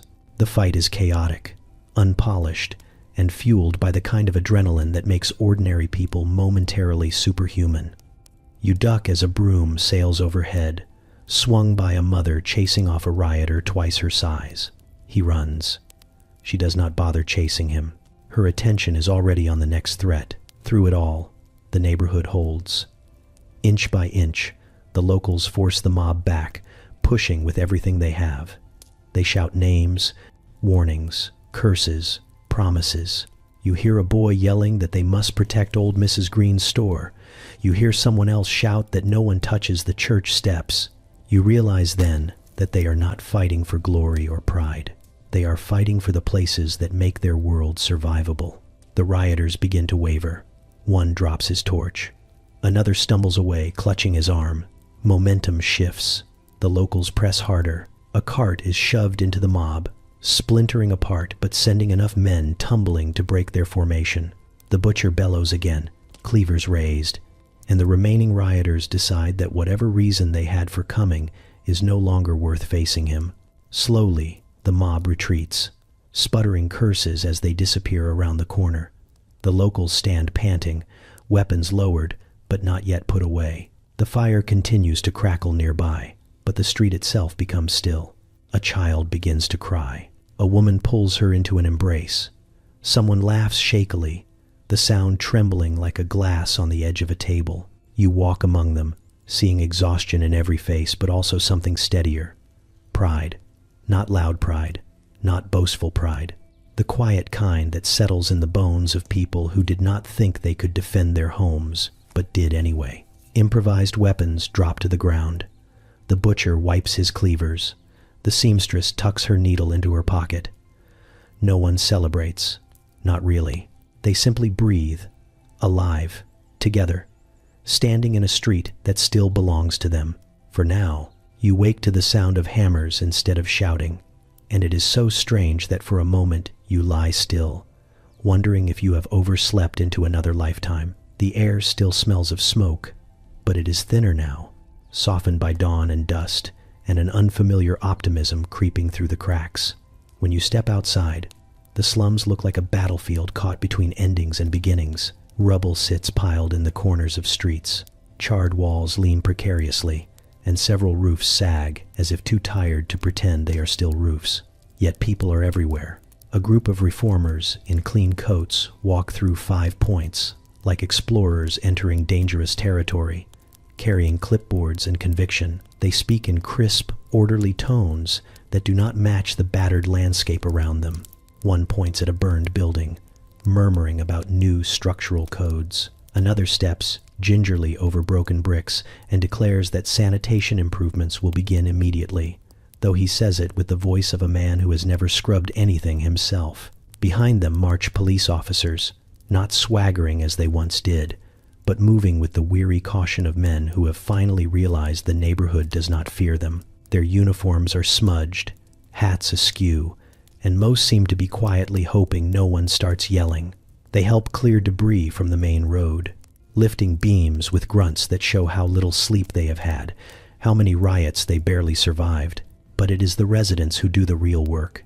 You watch a woman sweeping glass from her doorstep with slow, steady strokes, gathering the shards like she is collecting pieces of her life and deciding which ones can still be used. She pauses only to call instructions to children who dart around her, carrying buckets of water and armloads of salvaged belongings.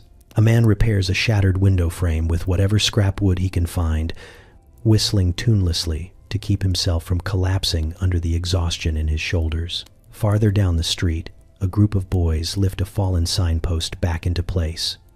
They do not argue for once. They simply lift together, determined to prove something to themselves. A girl patches a tear in her little brother's coat, stitching carefully even though her hands shake from fatigue. The streets buzz with low conversation, laughter that flickers cautiously, and moments of silence where everyone seems to stop and acknowledge the weight of what they survived. A reformer kneels beside a child helping to shovel debris. He offers the boy a coin, believing he is doing something kind. The boy refuses it, confused at the idea of taking payment for cleaning his own street. You watch the reformer blink, unsure whether to feel humbled or offended, settling on an awkward combination of both. He stands and writes something in his notebook, probably something profound that will later be discussed in polite uptown parlors. Neighbors gather near a burned-out tenement, debating whether it can be saved. The landlord argues that the building must be torn down. The tenants argue it must be repaired, because tearing it down means starting over in a city that no longer has space for starting over. Voices rise, but this time they rise with exhaustion, not anger. A compromise forms as naturally as breath. Repair what can be repaired, replace what cannot, and avoid empty promises. A group of immigrant women organize a pot of stew large enough to feed an army. They ladle bowls for police, reformers, and residents alike. Though the police receive their portions with a hint of shame, and the reformers with the hesitance of men unused to kindness from people they supposedly came to help. You accept a bowl and feel the warmth settle through your chest, grounding you. As the morning stretches into afternoon, repairs continue. People lift beams, stack bricks, scrub soot off walls with rags that disintegrate under the effort. Even the children help, sweeping steps and gathering nails that will be used again. It is slow work, uneven work, but it is work done by hands that refuse to surrender. At one point, you catch sight of a reformer watching the residents silently, his expression softening as he realizes no law he writes, no speech he delivers, will ever matter as much as the resilience unfolding before him.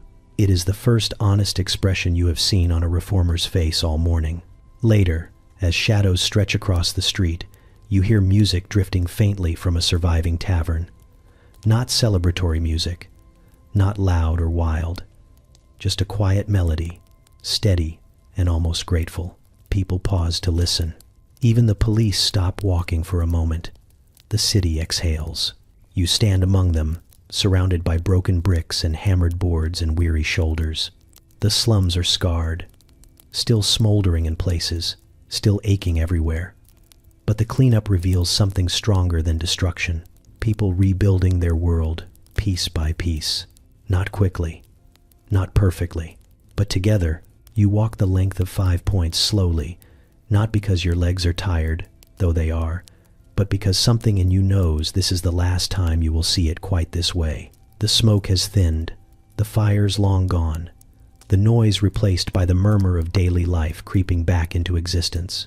Yet the streets feel heavier now, as if holding the memory of everything that has happened, every footstep, every shout, every heartbeat that thundered through them. You pause beside a lamppost, still covered in soot, and run your hand along its surface, feeling the grit cling to your skin like it wants to tell a story. And maybe it does. Maybe they all do. As you walk, you think back to your first night here, when the streets felt like they belonged to someone else entirely. When alleyways were maps written in a language of fear and curiosity, and the gangs moved through them with the confidence of creatures born from the very bricks. You did not understand then how deeply woven they were into the fabric of this place. Now you cannot imagine the city without their shadows stitched beneath every layer. You pass a group of boys play fighting in the street, wooden sticks clacking as they mimic battles they are still too young to join. They shout names they barely understand, Names whispered by older siblings and neighbors, names of gangs that shaped these blocks long before these boys were born. They swing their makeshift swords with wobbly enthusiasm, cheering each other on, not realizing they are reenacting a legacy that refuses to fade. Farther along, a man leans against a stoop polishing his shoes. He glances at you, nods, then continues working with a focus that seems almost ceremonial. You recognize him from weeks ago, when he stood guard in a doorway during a gang standoff, his posture steady despite the danger. Now he hums softly under his breath. But the way he holds himself, the way he scans the street every few moments, tells you he has not forgotten what these blocks taught him. Vigilance becomes muscle memory here. A group of women sit on barrels outside a shop, talking in low tones. Their faces relax into smiles when they laugh, but you can read strength beneath those smiles, the kind of strength sharpened by years of surviving chaos and stitching lives back together repeatedly. They speak of the future, of repairs and new opportunities, of sons who will work honest jobs and daughters who will grow up safer. Yet every now and then their eyes flick to the corners, watching shadows as if the past itself might step out to greet them.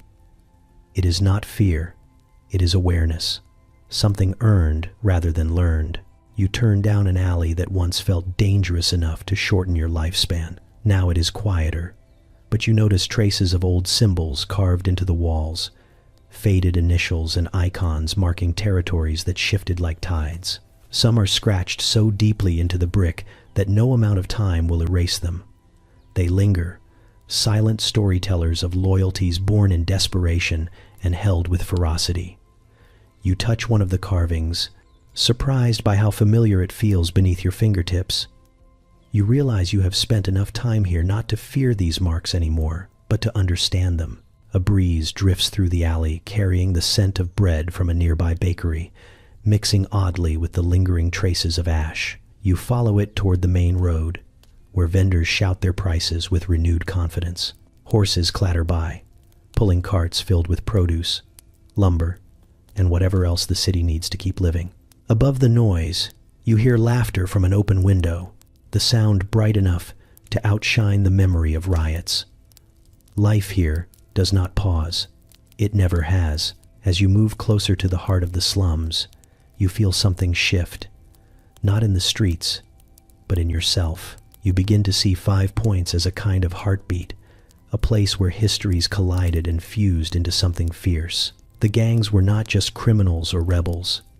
They were architects of identity, shaping the city's culture, politics, tensions, alliances, and even its sense of humor. Their battles carved paths for reform.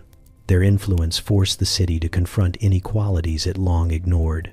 Their presence left behind a pulse that still vibrates beneath the cobblestones. You realize that New York is not merely built on ambition and opportunity. It is built on survival, on defiance, on the determination of those who lived through the worst and still managed to leave a mark. The gangs shaped these streets as surely as the architects and city planners did, though in much messier, louder, and occasionally absurd ways, and their legacy remains, woven into neighborhoods that have changed names but not nature. You take one last look down the street, watching people move through the aftermath toward whatever comes next. The city feels larger now, not because it has grown, but because you finally see all the layers beneath the surface. You step back, letting it all settle in your mind.